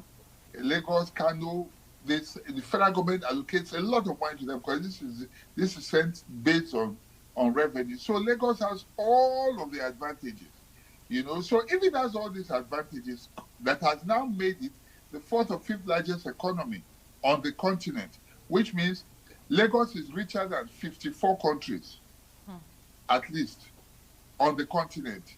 Then you want to say to yourself, can you therefore compare Lagos, the development in Lagos, with some of these other African countries? Would you therefore say that Lagos is doing very well if you compare it to these African countries? Because if you look at it, it's just this, it's not an island, there's mainland and island, but with the amount of money that comes in, then it therefore means that Lagos ought to be a paradise of sorts. But that's not exactly what reflects. So with that background, even though we tend to think that Lagos works, yes, it does. But I mean, if you have inherited several millions from a very, very rich father, then if anybody says you're doing well, it's not a big deal. But the big question is, upon what your father has given to you, how much more have you, what have you been able to do compared to those who probably were orphaned at birth or who don't have anyone, who didn't inherit anything at all. And so, that being said, I want to look at states like Akwa Ibom, for instance. If you go to a state like Akwa Ibom, go to states like Gombe, go to states like Maiduguri, in spite of what has happened there. If you see the amount of development going on in these states, then you know that Lagos is not doing well at all. It therefore means that Lagos is just, I mean, we say Lagos is great, Lagos is doing all that, but the truth, if it be told, is that the resources of Lagos is not really experiencing it. And if you look again, a lot of the development in Lagos, go to Lekki and the rest. This might provoke some reaction right now, but the truth is that people who are developing Lagos are not even Lagosian. They come here, bring in money here, do real estate and all that. The same people that they are fighting, you know, are the ones that are bringing development to Lagos State, development that they could have taken to their own states, you know. But they come here, build big hotels, build castles, build, you know, nice estates and all that, and everyone thinks Lagos is doing great, you know, because, of course, everybody comes to Lagos here because of the numbers, which is consequent upon the population that was stimulated by the fact that it was a capital. So to come down to the main question, you see, what Rosvival is saying, sometimes you think you're doing well until there's a change. Very well. Sometimes you think that everything is, I mean, I know people who, when they were orphaned, when they lost their father, the family started flying. You understand? But when the father was there, it seemed like, oh, yeah, everything is okay. But when that head was removed, suddenly there was freedom. They started doing better than before. And I'm sure you know one or two families like that. You understand what I'm saying? So and Botswana recently had a change. After over 50 years of the same party ruling, they just had a change. The young people there decided they wanted a breath of fresh air, and there was a change. Sometimes, no matter how great it is, there's a need to taste the other side, so that the Yoruba, they usually will say, if you have not tried two sides, you will not know which one is better. Sometimes, even if for us to say, okay, let us try another party, and then let us miss the current ruling party, and then go back to it, I think we need it at times. Otherwise, complacency sets in. Otherwise, a sense of entitlement sets in. Otherwise, you find a situation where people feel it is their birthright. Very well. I think it's so profound that you're saying all of this, of course, which points to the fact, to what Rosvival is saying, that there should be need to have a change in Lagos State. For the blue line, Dr. Ohai, the Lagos State government borrowed 196 billion naira through the central bank just to execute the blue line, which is less or half of what Tanzania used to construct theirs for the same stretch. So, but the question is, with the grip of Bola Ahmed Tinubu on Lagos State, do you think it's ever possible, while he is still very much with us, do you think it's very possible to outsmart the ruling APC in Lagos State, even if there is a coalition? The good thing is that change is something that is certain. It may take time. Nothing goes on forever. Once upon a time, there was a Gaddafi. Once upon a time, there was an Idi Amin. Once upon a time, there was an Assad in Syria. You know, I could go on and on and on. Nothing lasts forever. Nothing lasts forever. I'm not taking away the good things that I see in Lagos. I live in Lagos. I mean, you know, I'm comfortable. I like what is going on so far. But it does not necessarily mean that that is the best we could have gotten. It does not necessarily mean that Lagos could not have been better. You know, like I said, when you have an inheritance, obviously you will live large, you will live well. You know, so on the issue of the blue line, you know, if there was constant changes, people would be more careful. You know, people would not be corrupt. People would, how do I put it now? They'll be more accountable. You would not be so careless with money. I don't know who this. I don't know. You know, the bidding process and all that. I do not know. Even the I don't know if you use what the so-called blue line. I was driving across Marina the other day, and then I saw just 4 carriages, and most of it was empty. You know, all this infrastructure, and I'm wondering how many people they are really carrying. You know, because maybe the time of the day, but it was towards evening. So I was wondering why. You know, all that money has been put. How many people is it carrying? Because the red line recently that was launched, a lot of people abandoned it. They're using the old Nigerian Railway Corporation because the cost is too high. This is supposed to be a social project. Government is a social. Government provides social services. Government is a non-for-profit entity. But Lagos operates like everything about Lagos is about profit, and I don't know where the profit goes to. You know, that's a big question. You know, it should be social amenities to benefit the people. You collect taxes from them, you build amenities for the people to benefit, not to strangulate people. Everything here is about money, you know, every single thing. And so I begin to wonder. And then I ask, the extra profit that is made, where does it go to? So the issue of the blue line, apart from, well, you did a comparative analysis right now of cost, between the Tanzanian project and the Lagos project, and which one, the Lagos way is far more expensive. Yeah. And these things are prices that we know it's like cost per road or per kilometer of road. These are standards globally. You know, I don't know why things should be different here. You cost them in dollars, they should come down to about the same thing. But in Nigeria, politicians must inflate, and this inflation goes, the profit from the inflation goes somewhere. You know, so I don't know if I have an answer. Thank you so much. Doctor, now looking at what played out in 2023 during the election period, tribalism played a key role in Lagos when we experienced the 2023 governorship election and the presidential election. Now, let's look at Nigerians, especially Lagos. The survivor coming out to say there should be a change of hands in the political system in Lagos. Are Nigerians in Lagos ready to actually be part of the role of the change of...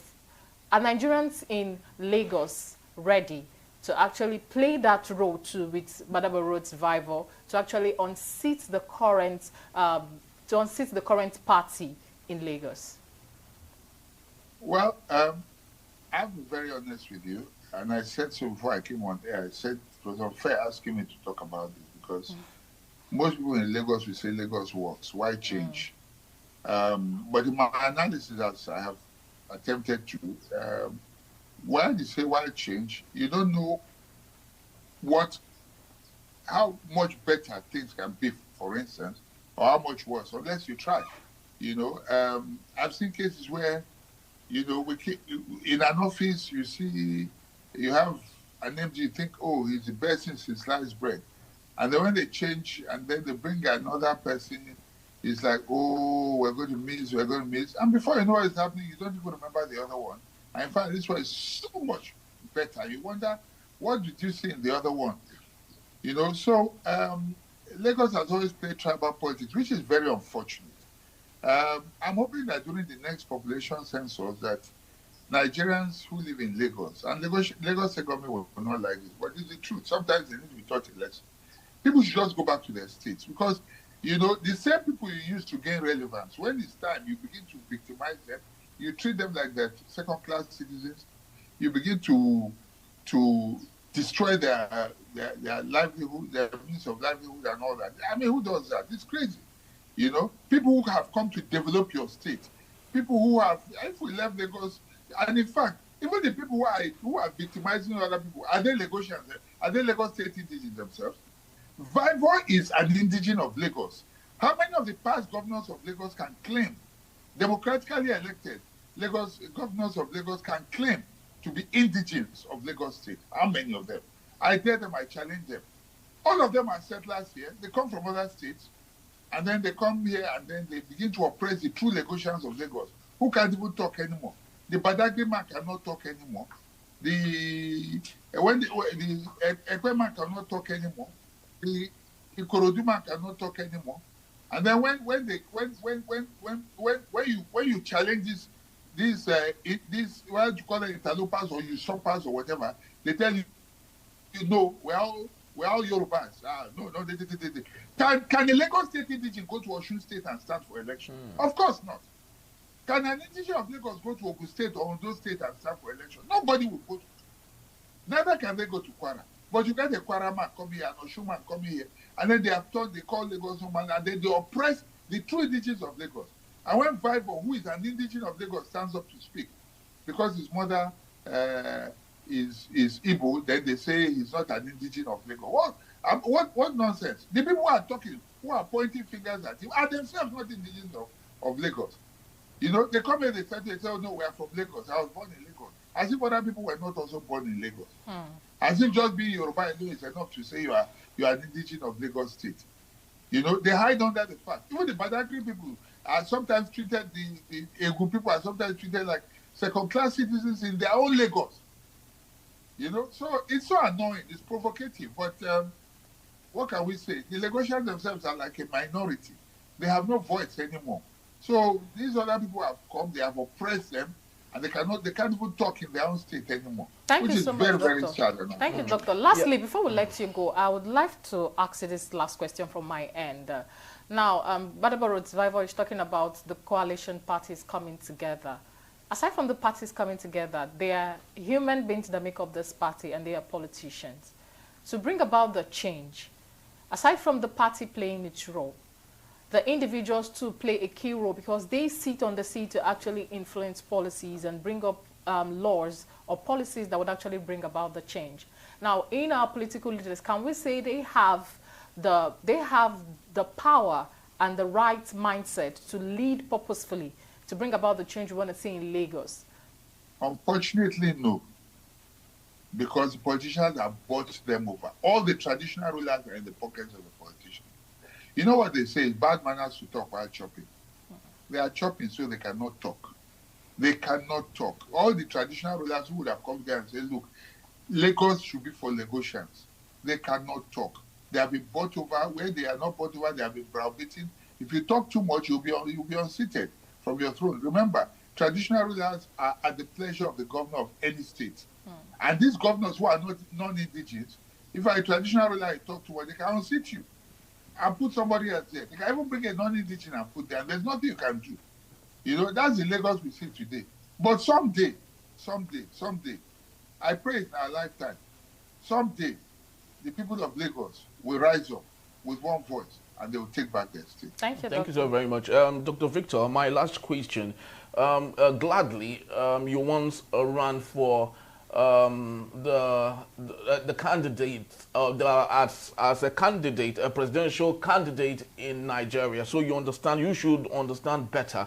When Peter Obi, recently in his broadcast said that it's a Herculean task being in the opposition in Nigeria. Sometimes, when he is maybe traveling, he sees his colleagues and he greets them. They don't even want to respond to him because they don't want to be seen greeting an opposition. Now, speak to us on the issue of being in the opposition and possibly trying to, gain back what belongs to you. What does it actually look like, knowing that you have experienced that before?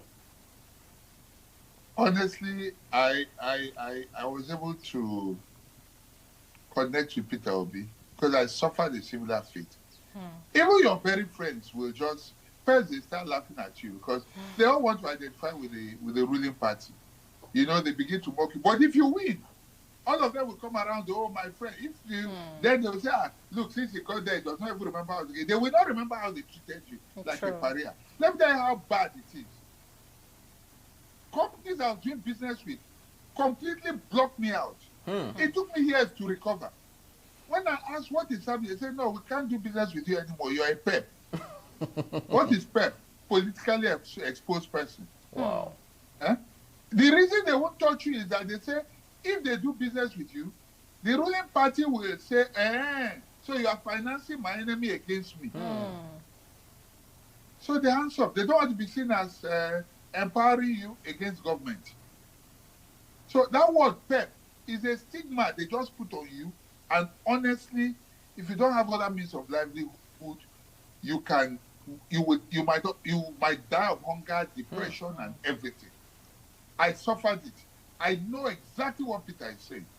Because what Mr. Obi is saying there is that at the airport, when you greet, because if you come, you are seen to be sitting with him. You don't know who is taking pictures with him, of the two of you. And then they post it. And when they post it, they go and show the president. They say, look at this person is now talking to your enemy. It is as bad as that. Yeah. It is as bad as that. He was speaking from a broken heart. I don't. Before 2027, Peter might end up being like an orphan. I'm telling you the truth. Everybody that is close to you, most people will desert him. I'm telling you the truth. I can relate. So he was. So how can we get it better in the future? How can we possibly erode that from our system, from our electoral process, and from the perception of people? Unfortunately, it's only when you are comfortable that you can get it out of your system. And the government understands this too. So they have impoverished us. When you are hungry, you don't want to go against government. Now, man, when chop belly food, they fit fight government. So government will make sure that you are impoverished. You understand? As long as you are poor, as long as you are impoverished, as long as you are dependent on government, you cannot, unfortunately. So the only way to do it is if we are comfortable. Because if I know I don't need government for anything, I can meet Peter, I'll be hugging. Do you understand what I'm saying? To hell with anybody. I can get up and say whatever I want to say. Because government is not feeding me. Or I'm comfortable. But unfortunately, there's so much hunger in the land. Even among the politicians. Many of them are looking for positions. So Peter Obi will, I don't know if he will be on the ballot in 2027. I don't know. I'm being honest with you. Thank you so much, Doctor. Very practical answer because I've been there and I know. Thank you so much, Doctor. Thank you so very much, Doctor. We truly do appreciate your experience and of course, speaking truth, to authority, especially at this time. We truly do appreciate that. Thank you so very much, Dr. Victor Hai. Thank you for having me. Truly do appreciate you. Yes, so it's actually a tall dream, for Rhodes Viva in this particular matter. I do not know how just one man can unseat a certain governor, and they've actually left their footprints on the sand of time, and not just that, they have actually gotten their roots into the fabrics of politics and economy and everything. And I hope the political parties or the people he wants to work with share the same mindset with him, because it's one thing for you to have a vision, it's another thing to move with people of same vision, and that is the truth. But most importantly, we hope and we pray that the electoral umpire will do what they are supposed to do. Yeah, thank you. All right, that's just about the time we have. Yeah, that's all we can actually share with you on Enterprise Friday. And just stay with us. Yes, and truly do remember to equally visit us. If you may, you can always find and reach us at enterprisetvnews.com. You may like, comment, and follow us on all our social media platforms at Enterprise TV7. I am Henry Igwebike. And I'm Choma Okohe. Thank you for watching, and we'll see you. Bye-bye.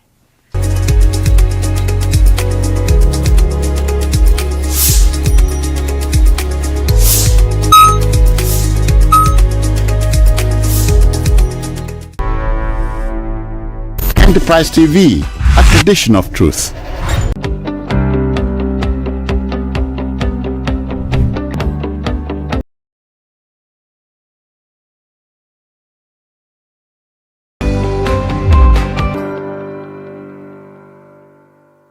Around the world and across Nigeria, if you just joined us, it's still Enterprise Weekend, reaching you from Enterprise Television. Let's get to our conversation for this morning.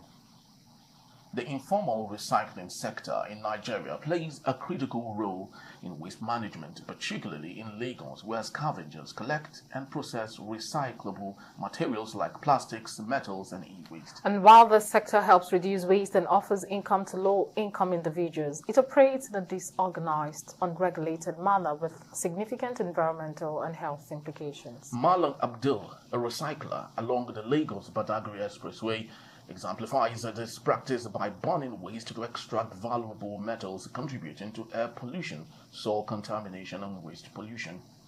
Nigeria generates 32 million tons of waste annually, with less than 20% collected from formerly and only about 10% recycled. Informal recyclers handle 80 to 90% of recycling, often without protective gears, exposing themselves to hazardous chemicals and toxic fumes, which can cause serious health issues like respiratory illnesses and cancer. And burning e-waste and other materials releases harmful pollutants like lead, mercury, and dioxins, degrading air quality and contributing to climate change. The practice also contaminates soil and water, harming the ecosystem, reducing agricultural productivity, and endangering aquatic life. And experts like Professor Temilola Oluseyi and Olugbenga Adebola emphasize the need for global best practices and regulation in informal recycling to mitigate these challenges while preserving its economic benefits. Very well. So let's have a conversation. Still with us is Mr. Shodende Peters. Thank you so very much for hanging in. Thank you so much. We truly do appreciate you, sir. Yeah, thanks for having me. All right. So let's talk about this particular matter, even as we take a look at it from a holistic angle, Nigeria. But let's narrow this particularly to Lagos State, because that's where we see what seemed to be like a coordinated recycling in Nigeria. There used to be a time during Ambudi's tenure. He introduced the vision scheme, right, with the aim of organizing and making sure that recycling and its processes is done the way it should be done, right? But of course, politics came through the door. People wanted to have it their way. PSP came on board. Of course, it has been there before, but it reintroduced itself, and of course, everything went to the gallows. Tell us, how do we better manage this? How do you think we can manage this without necessarily harming the environment and people who are involved in it? Yeah, I think the problem of waste in Nigeria is just like the general Nigerian problem of neglect. And we only focus our eyes on where there is money. Thinking, for example, I don't know why a country after over 60, 70 years of independence are still looking at only oil, when God has given you gold, coal, arable lands, you have everything. Only palm oil is enough for you to, some countries, you will be a net exporter, and before you made billions. I think the former speaker was talking about how the Ministry of Livestock can give Nigeria about $2.5 billion annually. He was saying that even if it is 10% of it, $250 million that comes to the economy of the North, that a whole lot will change in that space. But people are not ready. They are interested in how much oil was pumped, how much are we going to share. You see, so that we don't miss the point. Yes. Recycling is enough. All this unemployment that we see here and there, recycling industry is enough to take away, because the value chain is very long.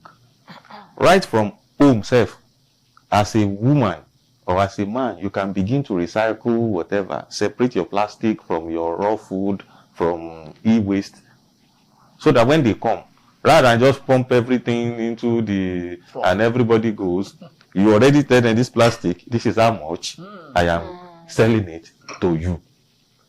So that you begin to make money from even your own. Then those guys that come to carry your waste, they too, when they get to their dump site, they also sort it.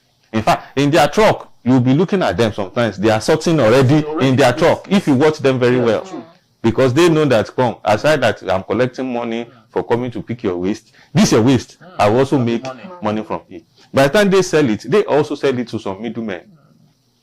Those ones are the ones that now go to the recycling plants. When they gather enough of it, they now go to the recycling plants. Or maybe the recycling plants themselves will say, okay, because the recycling plants, they need large volume. They don't entertain all these small people. So the middlemen come there, buy everything from all these small guys. Then at the end of the day, they go to the recycling plants and sell. The recyclers are now the ones that will turn them into almost whatever. It depends on the type of weight. If it is plastic, they can use it to make some other different things upon it. If it is rubber, they know where to channel that to. If it is, and another thing is 32 million tons of waste.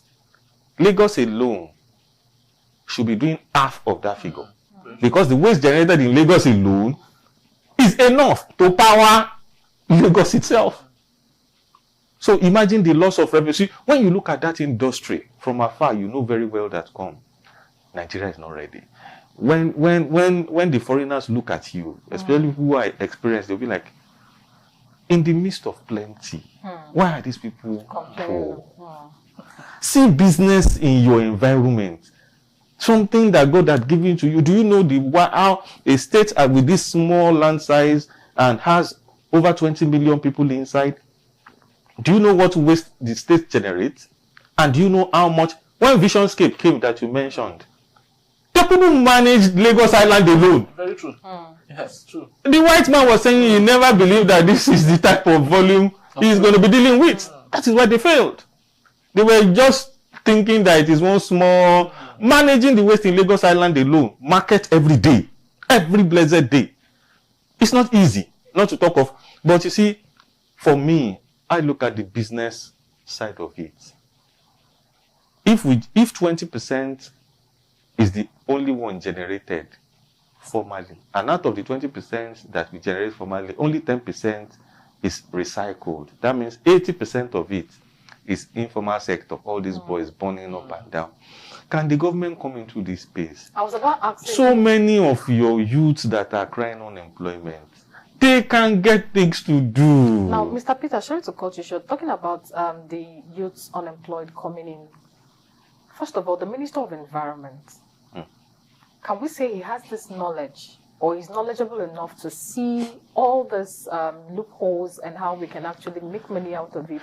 So now that is why I said for Nigeria, we are not ready. The Ministry of Environment does not have any blueprint for waste. All they are interested in is how much is coming from the center to environment. We want to do ecological funds, and there is a problem in the southeast, erosion. That is okay. There is no water in Sokoto. All those old stories. They are not looking at, okay, this recycling. How can I draft a policy around it? How can I get the Ministry of Youth to partner with me? Let's get youths out of the street. Let's get them out of drugs. Once we catch them doing drugs, we push them to recycling plants. It's like a mini prison. But just guys, go and be recycling. Stay there forever in your life. After 10, 15, 20 years that you have also been doing it, maybe we'll set you guys up. And all our NYC graduates, I used to believe, once you are doing youth service, it's either you are in a agric farm or maybe in a recycling plant.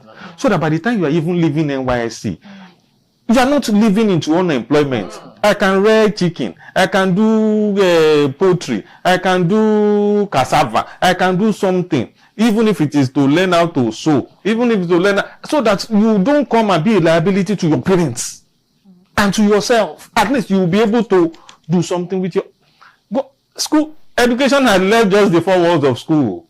People are making it, doing different things now. So I think because we don't have a policy, all they just do in the ministries go there, the normal things we used to do, check the budget line. It's the same thing. buying furniture, buying cars, so because we don't have a policy, nothing addressing, no blueprint addressing recycling. So that industry is just left to. It's only Lagos State that is trying to find a way around it and be like, okay, what can we do? And out of itself, just 10%. Imagine if Nigeria is working on 50% of its waste, the number of people you will employ and the number of production that will happen. Yeah, very well, because we can't, say this enough without mentioning, one of the consequences of some of the things we're talking about, that's climate change, right? Because when we don't manage our waste well, it leads to, a process of several other things, like the Olusosun, waste mine there. At some point, the 18 that was right on the net, at some point boiled up. It caused fire and so on and so forth. Unfortunately, just like you equally said, we have engineers that would have even thought of how can we even take care of the 18 and use it to produce power or whatever it is, as a result of that. So that's some of the process. So I want you to speak to this with concern to climate change. Like it's, of course, our leaders are very quick to run to COP 29, COP 28, and take the 1,000 people to their place without even having a basic understanding of some of these things we're talking about. Yes, for climate change, I believe in it. A whole lot of our activities, especially manufacturing activities, affect the ozone layer that causes a whole lot of things. But you see, for African countries, I think our major issue is not climate. Our major issue is thinking. Countries like China, Japan, where they have massive production, America, they are the ones that can even say, okay, we want to battle climate change because of the level of activities we have.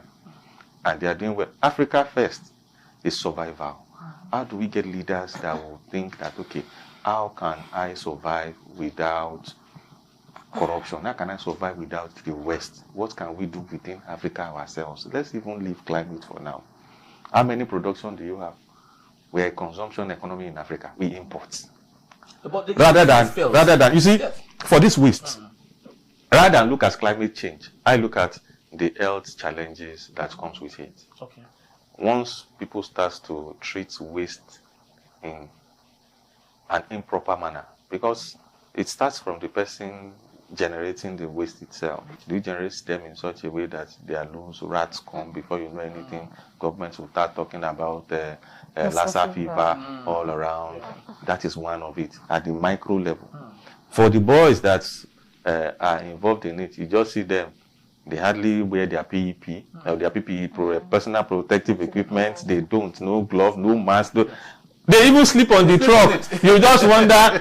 But before you know anything, it's an outbreak of cholera for those guys. Before you know anything, respiratory issues like asthma, bronchitis, and a whole lot of things. And for the people, look at people around the Olusosun that you mentioned. There were some companies at motorways, some companies around UAC in Ojotanko. They had to just shut down because the foul smell would not allow them. How can we have until the state government had to shut down that particular site? Go to Ablek by Okoba, there you'll see another dump site there beside the Ilepo market. The government has shut it down. You don't expect to have such within a town because of the adverse effects on the health of the people and on the environment. Once you start burning, and soil, as you see it, it travels. Yes. That is why when you see the white people and they come and they see you burying your dead in your house, they be like, is this person, are these guys normal? Don't you know where you have buried this person and where you have your borehole? This oil travels. This is an epidemic in waiting. That's why they have what you call a cemetery. When somebody is dead, take them to the cemetery. If the cemetery is full, you can burn them. What's the name of that stuff now? Cremate. You can cremate them. So they know very well that all these things have implications once you do them. So burning of waste, treating them just anyhow, as serious, because you cannot be spending so much on health and at the end of the day creating the problem yourself. You are the one creating the problem. And at the end of the day, you'll be the one to spend the money in the hospital. I mean, the government. So the government needs a holistic plan for waste. They need people who are professionals in that industry to come and say, going forward, this is how we can treat it. This is how much government will make in terms of income. This is how you can reduce unemployment. This is how you can better your economy. Because all these waste too, you can even export them. These foreign countries, they export e-waste to us. Use TV, use whatever. All those ones, they are not acceptable in their own country. They are just using this place as a dump site. Thank you so much, Mr. Peters. But in 60 seconds, let's talk about waste education, because we are out of time. Waste education, and how much can we see Nigerians are enlightened on this waste management and waste education? Especially starting from primary school, secondary school, and if possibly, the university. I think we've talked about it. There's nothing about we have not scratched anything at all. No policy, nothing. Even the Ministry of Education, the Ministry of Health, the Ministry of Environment, Ministry of Youth, and Women Affairs Ministry itself. Because women manage the kitchen most of the time. So we have consortium of ministries that can work together and be like, there's nothing, you see all this, when you go to universities, we have GNS, people write compulsory courses and compulsory courses in this country should be around issues like this. So that everybody that passed through an institution, we know what waste is. We know what recycling is. Part of it should be your rights. People should know their rights. Little law. So that when police stop you, or when they already know that these people are aware of all these GNS, the nonsense that they put, what my father had done 50 years ago, it's the same thing I'm doing. So Nigeria needs a holistic approach. The way they are returning history back to the curriculum, they need to bring things like this back, that, guys, come. This is how to live our life going forward. We'll make money right from home. Not that everybody will be running around. When they look at our environment, you see all this waste there. Money. It is money that is wasting away. So for me, I feel that government needs another plan. Maybe this their youth, whatever that they want to do. You confirm. Chairman will represent us and then tell them that, okay, I'm here for waste. Thank you so much, Mr. Peters. Yes, just like we often say, this is a cyclic thing. When one part of the system is broken, it affects the whole circle, of the whole thing. So the need for us to take care of our environment is a priority, not just for the government, but for every single one of us. When you want to dispose of your waste, and sure, just like our guest did say, make sure you separate them. There are colors to it. I can't remember them now. Yellow, green, blue, or whatever it is. Glass, plastic, and all other waste. So we can, on our own, start taking care of our environment. Climate change is real. Very, very true. And so let's take clear care of our planet so our planet can take care of us. Thank you so very much. Thanks for having me once again. I appreciate you, Choma. Thank you so much. Thank you so much. I forgot to tell you, you look delectable. Thank you. Yes. Thank you so much. All right, people, that's just about the time we have for today. I would love to believe you enjoyed our program just like we did here, but please do well to visit us. You can always find and reach us for this particular story and more on enterprisetvnews.com. And also do like, comment, and follow us on all our social media platforms at Enterprise TV7. I am Henry. And I'm Choma Okohia. Look forward to seeing you next week. Yes, bye-bye. Bye.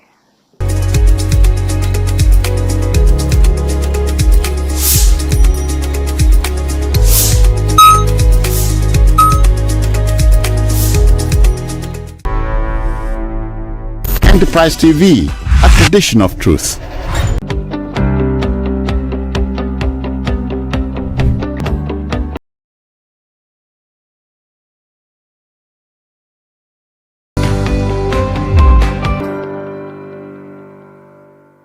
Thank you everyone for being here. If you just joined us or you're still with us, still Enterprise Weekend, reaching you from the economic capital of Nigeria and Enterprise Television. It is now to our main conversation for today.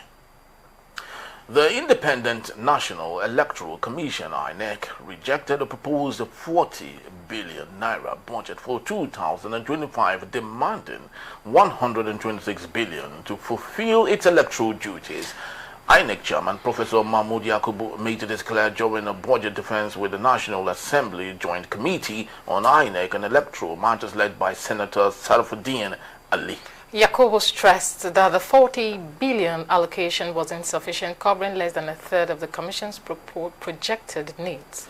He emphasized increased costs due to the new minimum wage and expenses for off-cycle elections in 21 constituencies, including the 2025 Anambra governorship election. He also referenced the past funding innovations such as the 10.5 billion naira for the Edo and Ondo elections in 2024 and 500 million for by-elections, highlighting the necessity of adequate funding. Lawmakers impressed by INEC's detailed budget proposal pledge to support the required funding. And moving on, Senator Ireti King Ibe noted that the challenge lay not in approving the 126 billion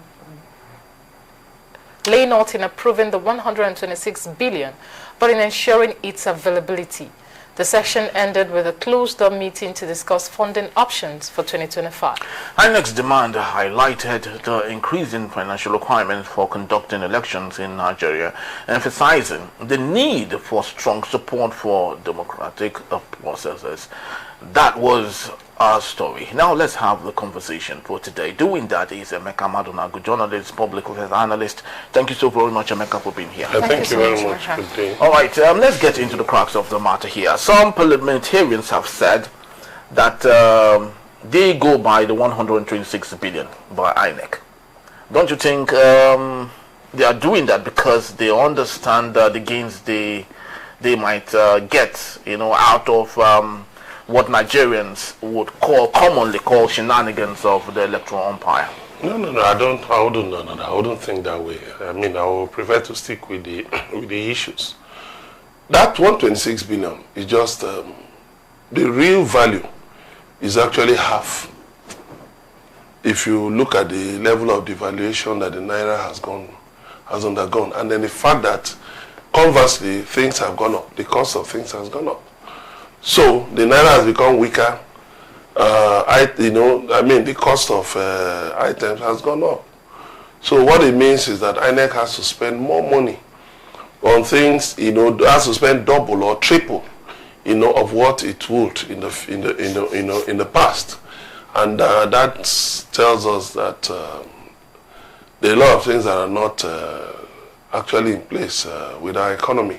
Talking about things not being in place and they will spend more money on things. Yes. Now, they are not, should we say, they are not innovating a new machine or bringing up something different from the way the processes has been before now. Yeah. So what are we going to say about our beavers we've had before now? Are they now outdated, or are they malfunctioning that we have to get new ones? Because if we are trying to save costs in this country and actually help the people, why should we spend such amount of money just to elect someone who is going to come into power, and there's still money to still spend for the development and structures to be put in place? Yeah, there are different items in your question. Let me start with the last. You see, stealing money, has to do with the choice of, whoever becomes anything in Nigeria is in the hands of the people.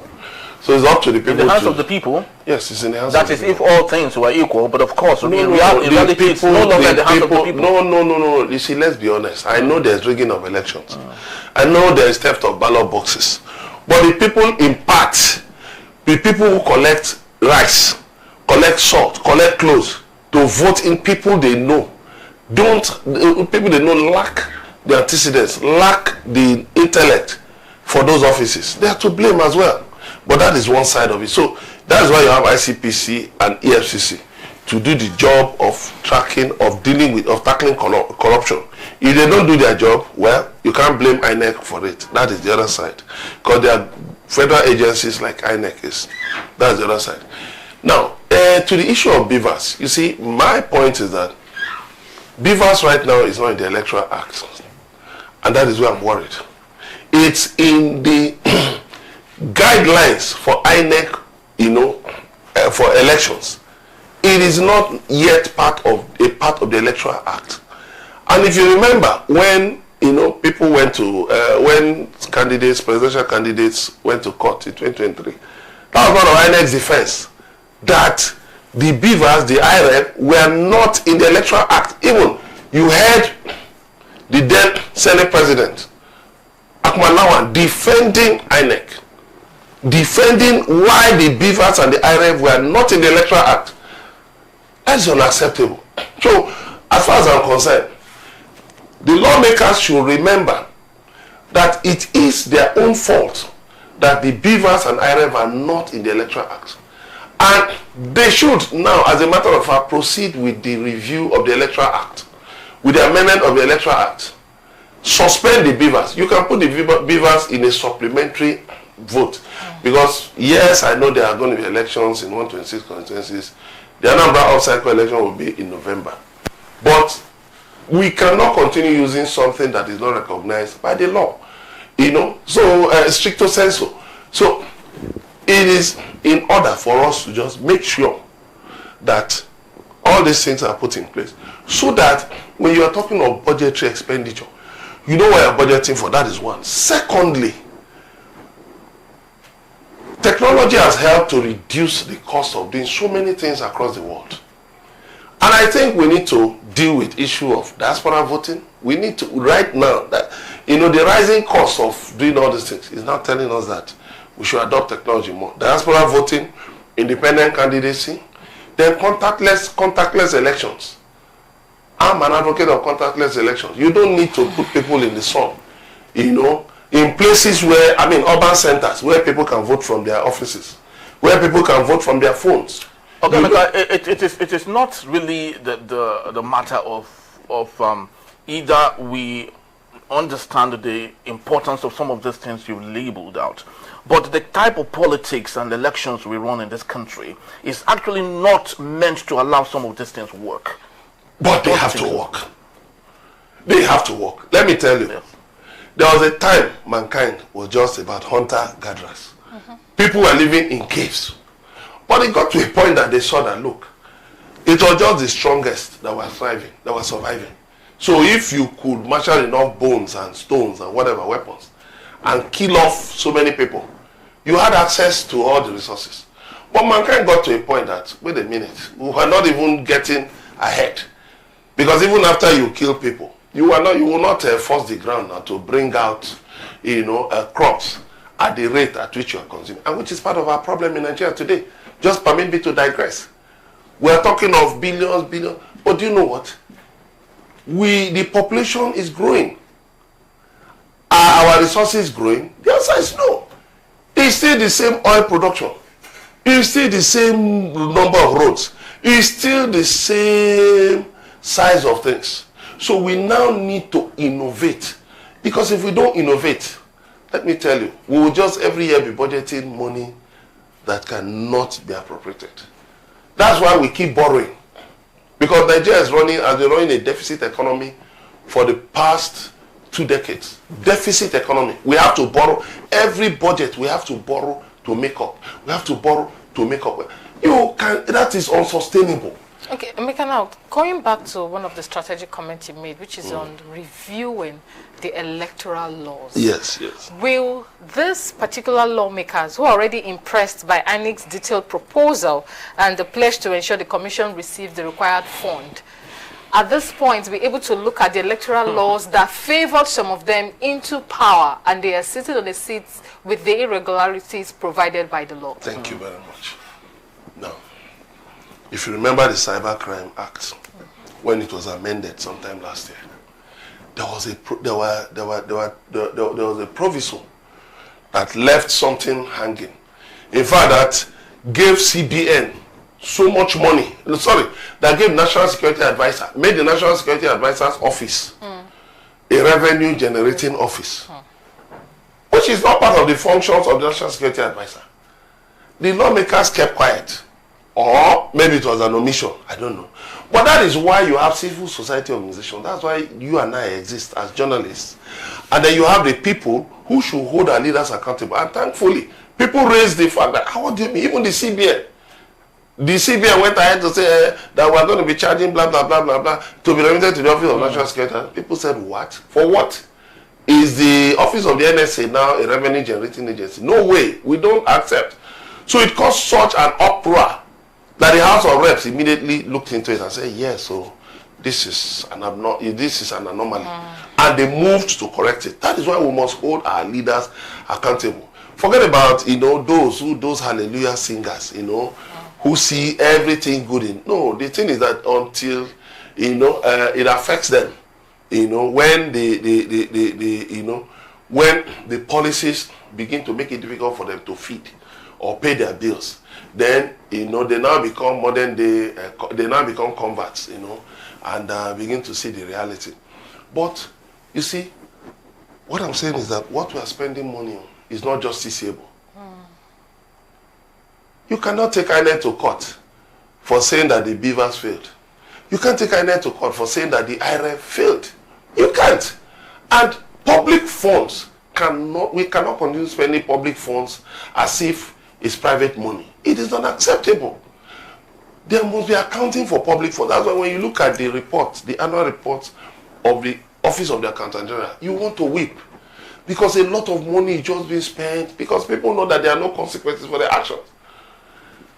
It's just like, okay, people the other time were saying, that the president deserves another jet. And I asked a question, is the president's life more important than my life, than your life? Ask that question. Would you be willing to die for the president to live? Why am I asking that question? Look at the budget for the for the presidency. Look at all the wonderful, huge sums for all kinds of things, spoons, plates, and all of that. Now, in the Constitution, there are certain aspects that are not justiciable. You cannot sue the government because you don't have a job. You can't sue the government because you don't have a house to live. But you go to like South Africa, those things exist there. You go to some countries, you don't have a job, you go to the nearest government office and register. I don't have a job, I can't pay my rent, I can't feed my family. And then government will be giving you support until you're able to do so. In fact, in some countries, I think Australia, women, when they give birth to children, government supports the children. There is governmental support for the children. But here, all you just see are just heavy sums for the executive, for the legislature, for the judiciary. They are building houses for judges. Why not use that same money to build houses for the poor? So that the poor can own their own houses. So, but you see, the kind of laws we operate make life so comfortable, subsidize life for the elite, and make life brutish and difficult for the poor. We must say no to that. That's why I said, that's why I'm advocating for contactless elections, whereby, you can have diaspora voting. Let's bring all these things down to technology. And let me tell you, that is what Elon Musk, that was why Donald Trump, the incoming president of the United States, has said, that was why he chose Elon Musk and one other guy, I don't remember his name, that they are going to upscale, the technological, aspects of, running government. That there's a lot of money, you can imagine the United States of America, that there's a lot of money lost in corruption, in inefficiency, in the United States of America. So what they're going to do is to make sure they cut off all these things. Things that you can use technology to do, things that you can use artificial intelligence to do, things you can use robots to do, you do them. So what am I saying? Look at this fingerprint. There's nobody who has, no two people have the same fingerprints or thumbprints. So we don't need humans. We don't need ad hoc officers to validate whether this thumbprint is different from the other one. So if we have a technological system that is free from manipulation, let me tell you something. When anybody, you can go and search, but in fact, you don't even need policemen in police stations. You don't need policemen anywhere. Just put the polling booth there, put the box there. Let the NEC officials come. If you do the wrong process, immediately, if there's an electronic system of voting instead of on paper, immediately you thumbprint. And there is a wrong, you make a mistake, that vote is automatically invalidated. Emeka, unfortunately, the beavers, because I know we had a guest here, Sonny Iwanugo, who said that prior to when they were introducing, the beavers and the technology, it was introduced and it was explained very well to journalists on the Nepali.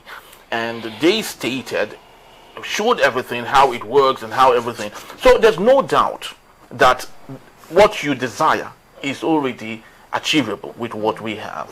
But the question is, how possible would we allow it to work when the kind of politics we play is grab it, take it, and run with it? That is the most. That's the question we should maybe tackle. Yes, before we even know how. Yes, we must say no.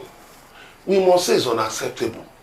If there are enough voices, you see that about the problems with this party style that we run. In the end, it hurts everybody, including even the beneficiaries. Yes. Do you know there are lawmakers now who cannot go to their constituencies? They can't go home. Maybe because of insecurity or because they've not been able to attract any democracy dividends. A senator was beaten up the other time. Do you know how many members of House of Reps were beaten up by their constituencies? Assuming they were doing the right thing, would they be beaten up? I've answered the question. And the answer is in the question. If they were doing the right thing, let me tell you, so you see, the right thing for Nigerians is that food is entering the stomach. Let me just help to expand your question. The right thing is that they can send their children to school and pay school fees. The right thing is that they can take care of their bills. They can pay rent. They can go to the hospital. Do you know how many people, millions of Nigerians, who can go to the hospital, who cannot afford drugs? So I'm not advocating violence, but for them, they just feel that, wait a minute, what has this man even done for us? Although it's not the job of the lawmaker to attract projects. But you know what? Nigerian lawmakers, this is one of the things, one of the benefits they've appropriated to themselves, like, was said earlier. So now when the negative side comes, how does it look like? Your constituents beating you up. It is an anomaly. So that is why some of us have been saying they should remove their hands from constituency projects. It should be for the executive. Let the executive just come, lay the budget, you look at it, make the appropriation, and let them go and execute. So nobody will hold you responsible that the roof of their primary school is leaking. Nobody will hold you responsible that they don't have potable water in their constituency. They will hold the executive responsible. All right. Okay. Lastly, this will be my last question to you, Emeka, and let's look at one of the points Yakubu highlighted, and from your own point of view, just give us what you think about it for his reason for asking for about 146 billion. He highlighted the rising cost of personnel due to the new minimum wage and the expenses for off-cycle elections in the 21 constituencies, including the Anambra governorship election in this year, 2025. Now, let's start with the new minimum wage. A lot of governors already not comfortable with even paying the new minimum wage. They've not started. Now, how do we think that Yakubu would do differently? Well, the thing is this. I know federal agencies have started implementing the new minimum wage. In some places, it's just a consequential adjustment that government announced at the time, 40,000 naira. Those consequential, payments that government just used as palliatives, which, interestingly, government is now stylishly trying to convert it as a new minimum wage. So that's why the media, we should track government's actions, very closely, so that we can forecast, where government is going to, what government is likely to do.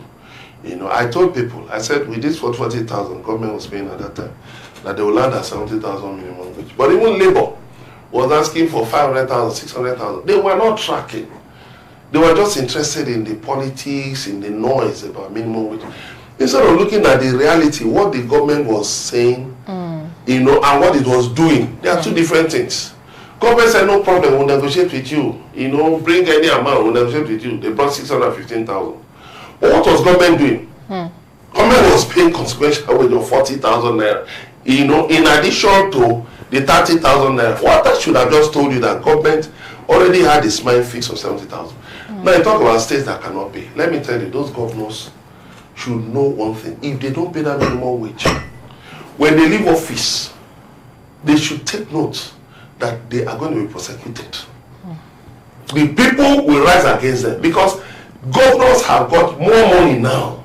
They have much more money, but many of them, if you look at the budget they have set out for themselves, security votes, the running costs for government house, trips all over the place, and all frivolous expenditure.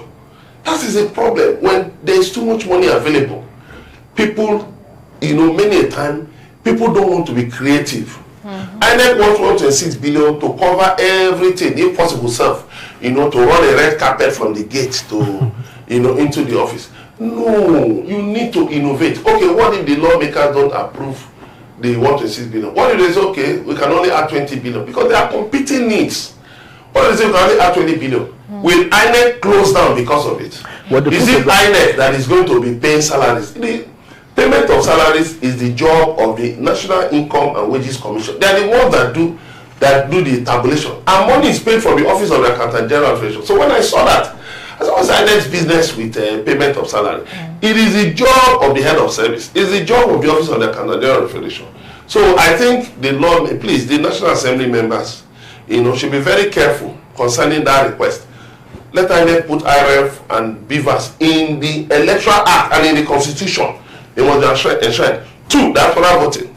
3, independent candidates. And 4, contactless elections. Then 6, those who have been found culpable for electoral malpractice must be prosecuted. There are cases now that we've heard, and we don't hear anything about them anymore. Let us remember, posterity will judge. Very well said. That's a wonderful submission. And funnily, but interestingly, Professor Mahmoud Yakubu said Ghana learned from them. Ghana learned from them, and Benin equally learned from INEC. But they did it differently, and they did it differently, and they've left their footprints on the sands of time. Who exactly did differently? The Ghanas and the Burkina Faso and Co. Yes, and the Benin. You know, of course, they did it differently and achieved more awesome results than we that feel that they learned from us. And look at Ghana. They had a wonderful, peaceful elections. No, of course, there were skirmishes here and there, but it wasn't like the grab it, take it, and run with it kind of issue.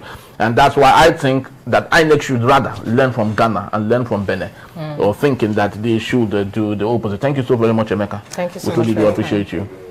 All right, that's just about the time we have for today. I'd love to believe you enjoyed our show, and hope that you would, of course, come visit us anytime that you want to. You can always reach us at enterprisetvnews.com.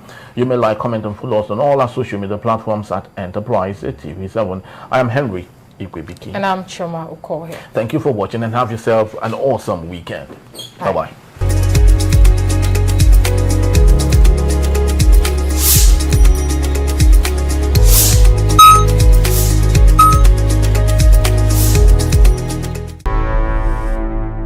Enterprise TV, a tradition of truth.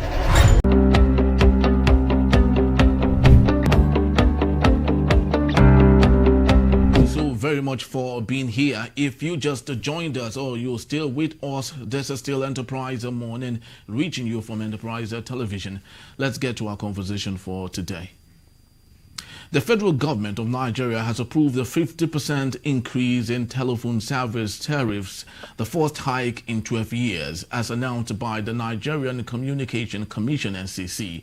This decision follows 2 years of telecom operators' demand for tariff review due to economic challenges such as naira devaluation, forex instability, vandalism, theft, and insecurity affecting their operations and expansion. The NCC, under its authority from the Nigerian Communication Act of 2003, stated that adjustment kept at 50% is lower than the over 100% requested by some operators. This decision considers ongoing industrial reforms aimed at ensuring sustainability. The tariff adjustment will adhere to the 2013 NCC cost study guidelines, with reviews handled on a case-by-case basis following the NCC's tariff simplification guidance of 2024. Despite a static rate since 2013, rising operational costs necessitated the approved increase to bridge the gap between cost and current tariffs. These changes are expected to enable operators to invest in infrastructure and innovation, enhancing service delivery, network quality, customer service, and coverage, ultimately benefiting consumers with improved connectivity. I am honored to have with me virtually Dr. Victor Ohai, a public affairs analyst. Thank you so very much. Thank you, sir, for being here. We truly do appreciate you. Thank you for having me. Thank you, sir. So let's get to the crux of the matter. And of course, it's on the long-awaited tariff increase by telcos. What's your take on that particular matter? Well, I think if we look at the economy generally, the devaluation of the naira, and the rising, with also the petroleum, the high cost of petrol and fuel energy, which is at the very, how do I put it now, the very heart of the operations of these telecom companies, and you know that it is actually overdue. It's the conditions for doing business in this country is really very harsh at the moment. A lot of their components are foreign exchange related, and so we're bringing spare parts in, bringing parts in, building base stations, all that. So all that is very expensive. So everybody else has raised prices in the country. So it's inevitable that it will come to the telcos as well. And you may or may not be aware, but there's a particular one of the GSM companies is struggling, really struggling. Many of their customers may not even be aware. You get a lot of outages. Base stations are not being run properly because of lack of diesel and things like that. So the struggle is real. And if you like, as we say, the hustle is real. So it was inevitable. So they need to do that.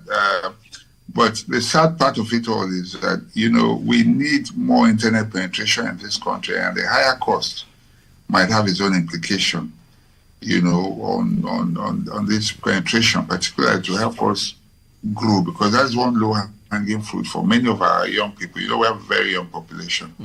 So that is one area that would have helped a lot of our young people who are doing positive work in that space.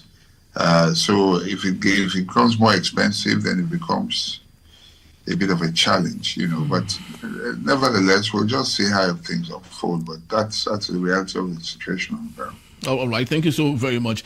Doctor, you would agree with me that Nigeria has the highest mobile phone penetration rate in Africa, and currently standing at 85%, with over 200 million people. We're looking at between 180 to 190 million people, of course, logged into the telecom services of all sorts. But looking at cost leadership strategy, which is, of course, an advantage for a population. When you have a larger population, ultimately costs should come down.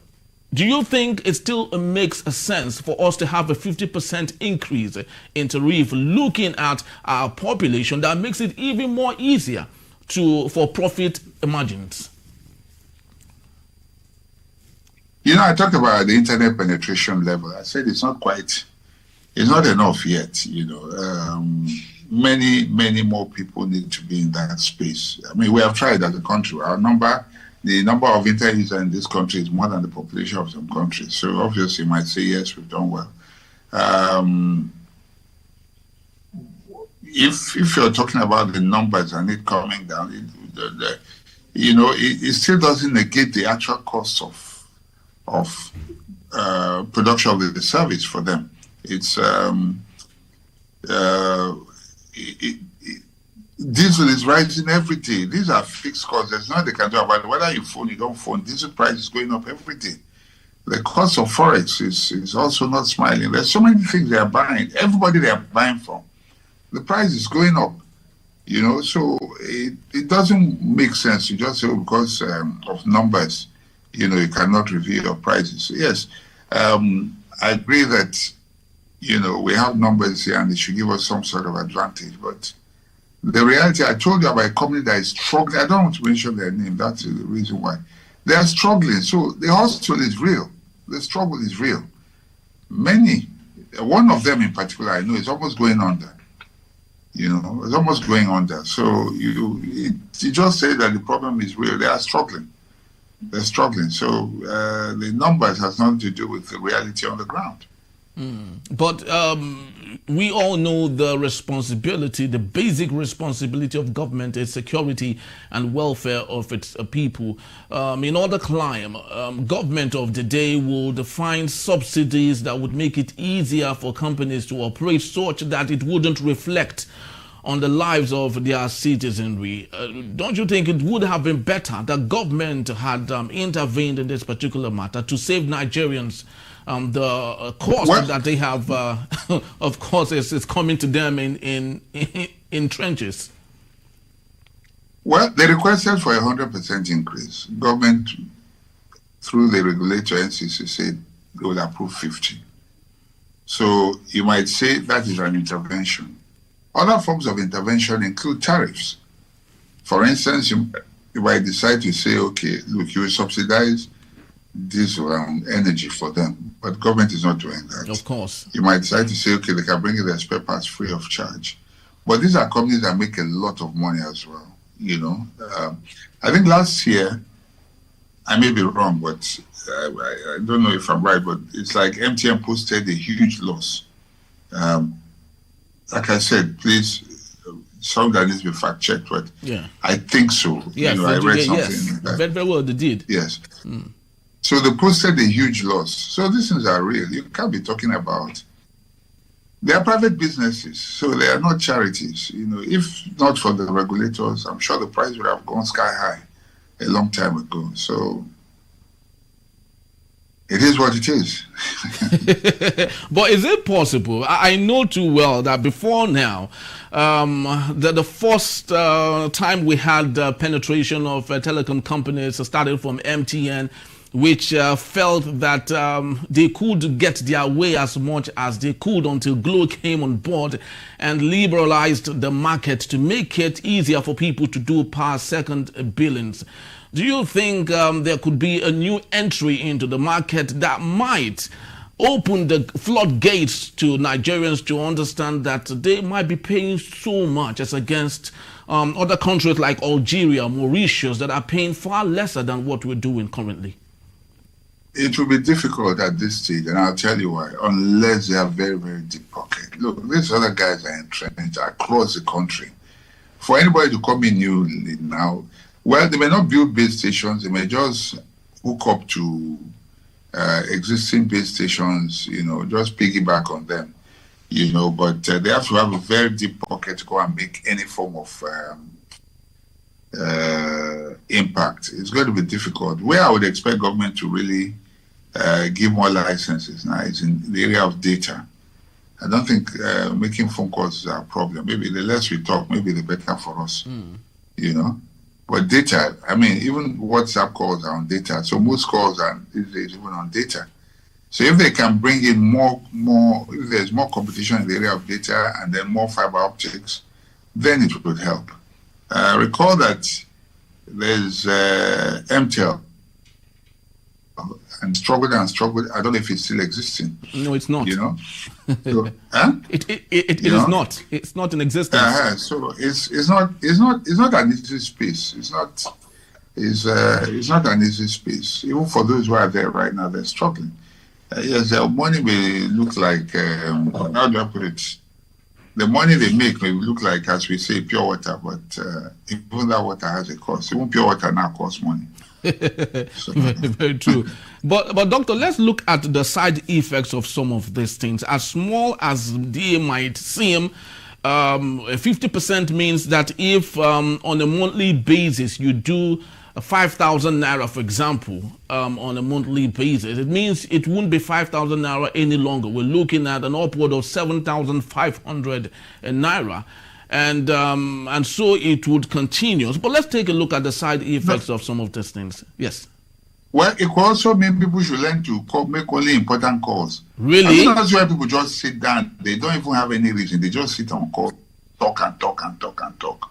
But haven't you seen that? But don't you think that is economically? Don't you think that is of an advantage? Because no one should restrict what you say. Every call. Yes. It's time we start making our calls profitable.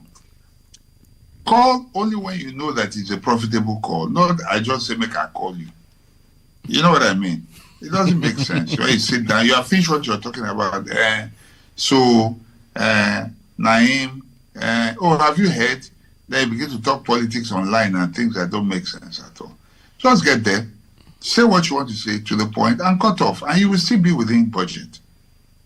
And you think that would add to? Do you think that in any way, as minute as it might seem, do you think that would in any way help the most important thing that we're talking about? Because this is sounding like our president that said his friends that had Rolls Royce had to leave it to drive Honda. Does it make any economic sense that people should be restricted to speaking for a little amount of time as opposed to, speaking as much as they want to, because they have disposable speaking income? As what? Talking about what now? Disposable income. I mean, between you and I, let's look at yes. it. I just called to say hello. Yes. So how are you? So how is everything? I will just keep saying, how are you? How is everything? Have you heard that? And then people begin to gossip on the phone and all that. Doesn't make sense to you. What about a call like, look, hey, morning, how are you? Even if it's just to say hello, I just thought to check up on you. I hope you and the family are doing well. Great. Say hello to everyone. Bye. Still the same thing. But you see that it's okay. So how is the weather? So how is that? You begin to talk about things that don't make sense. How does it sound to you? You got more disciplined online. But if you have enough money to waste, it's okay. It's good for the shareholders of the companies. But of course, let's take a look at it from the basis of small, medium-sized businesses in Nigeria that depend on these services. What do you think could be the little side effect? They might be so very minute, but do you think there could be a side effect that would scale towards Nigeria? Data is the only area I'm worried about. Okay. Because a lot of small businesses use data, depend on data. Even the calls on WhatsApp. Do you understand what I'm saying? Which is data driven. So I think that data is the area we should be looking at, and we hope that it would, because data costs money as well. So we're hoping that data would be, if anything can be done about data, or more companies can come and price can come down, then the better for us. But if it's just talking, that's why people on WhatsApp talking endlessly, So for small businesses, I worry because the cost of data, when it goes up, it could have an impact on their businesses. But I mean, for YouTubers, for instance, people will not be able to watch as much YouTube videos as they used to. For example. So it would have its impact, but nevertheless, we'll focus on only the things that are important to us. Have you not observed that people go to YouTube? They just keep playing videos endlessly. Even the ones that don't mean anything to them, just killing time. Yes, because there's a service right now. Yes, sir. But there's a service right now. There is a business model right now that states that the more you watch, you get paid for the time that you watch. So don't try to think all of these things add to... No. You have to subscribe. You have to subscribe to a service like that, and it's not just watching anything. There are certain things you must watch.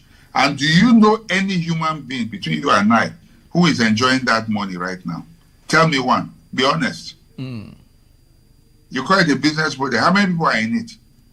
Do you know one single human being that is making money from it? Because if you do, you'll be making money from it too. Do you know anybody?